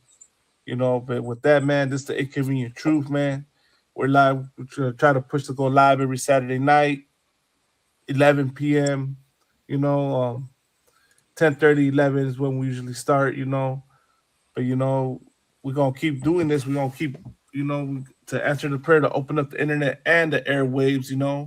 As we put it in the prayers, we're gonna be out here prophesizing the truth, man, and bringing out the truth to our people. The word of Christ, the word of God to our people, to so-called Blacks, Hispanics, and Native Americans. And just so you know that when you attack the Venezuelans, just know that you attack the Lord's people, man. You understand? Right. Venezuelans are the Lord's people. The Panamanians are the Lord's people. The Mexicans are the Lord's people, man. And let me say something real quick to the raza out there, man. Y'all better take heed, man, and understand what's going on. Because don't think that Trump wouldn't try and invade Mexico, man. He already talked about launching missiles into Mexico. He's mobilized the troops at the border. You understand? So who knows what he's been. Don't be surprised if he does it, man. Right now with all that going on, you want to learn to come together as a people, man. You want to learn to love your carnal as yourself. You understand? But, man, the way you can learn that is just hearing the ICP. It's 4 in the morning. It's 4:15. Concert, man. So I'll be getting down with y'all. Most High Christ, sir. Man, give you a hand for that. Lord Allah, we'll be back at it again next week. With that, man, I'm going to say, Yahweh Bashim Yahushai Barakatah to the carnales. Yahweh Shema Bashim Yahushai to the mujeres. We'll be back at it again this week, Lord Allah. Shalom, Rasa. Shalom, Israel.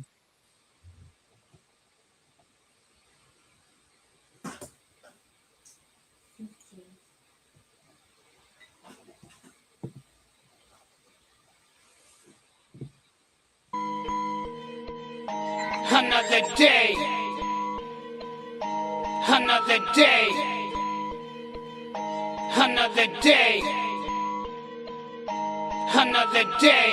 In the sun or the motherfucking rain, had to slang all day just to fucking maintain. Another day in this hopeless game, trying to make a change, but it's all the same. Another day, death is always 2 steps away. Drop your guard, you get shot in the motherfucking brain. Another day, nothing to gain, your life to lose in this motherfucking game. Ain't no fucking truce. Another day, I know I'm cursed, I lived a life of pain in a world where I'm hated cause I'm Mexican. Another day, to this death and fire still we stand. If you ain't with us, you simply won't understand. Another day, in the system we were meant to fail. If you ain't one of them, you'll catch a life of hell. Another day, how to prevail with our parents dead or in jail. In this life of war, only time will tell. We came up in our motherfucking block, trying to set up shop and avoid the fucking cops. Another day, in the spot where the violence don't stop, and your best fucking friend becomes your fucking Glock. Another day, aim for heads, never for the legs. In this game of death, vatos love revenge. Another day, it's a shame to our blocks we pledge. We all different hoods, but all Mexicans. Another day, we are victims of a racist nation. It's sad to say we became the reflection. Another day, a revelation that was given through time. All I saw was the death of my own damn kind. Another day, still our instincts led us to survive. I thank the Lord that he spared this life of mine. Another day, and my past goes through my fucking mind. Gunshots through the wind, homies dead or doing time. Another day, and it's a past that could never be changed. I played the game to pay my bills and to fucking maintain. Another day, how to explain when your life is in pain and you hide your feelings, snorting lines of cocaine. Another day, still I came about this motherfucking hell when the land would crack sales, avoiding jail cells. Another day, homies dead or in motherfucking jail. How the fuck did I survive? I can't fucking tell. Another day, a distant thought in a fucking memory. Still I dream of motherfuckers coming right after me. Another day, how to proceed in this life with no peace. Even in my dreams, death is all I see. Another day, and these demons almost won this fight. Had my gun to my head, contemplating suicide. Another day, when the fuck would this pain subside? Will I ever find peace in this life of mine? Another day, and as I stared at myself through the mirror, I looked into my eyes as I pulled the trigger. Another day, tested my luck playing Russian roulette. I felt the Lord save the life of this Mexican. Another day, nothing to lose and a lot to gain. I felt my life needed one big drastic change. Another day, where to begin? I can't stay the same. Almost put a motherfucking bullet to my brain. Another day, here I am, a changed fucking man, trying to make a living. Hope y'all understand. Another day, too much blood in my motherfucking hands. What's the life and curse of this young Mexican? Another day,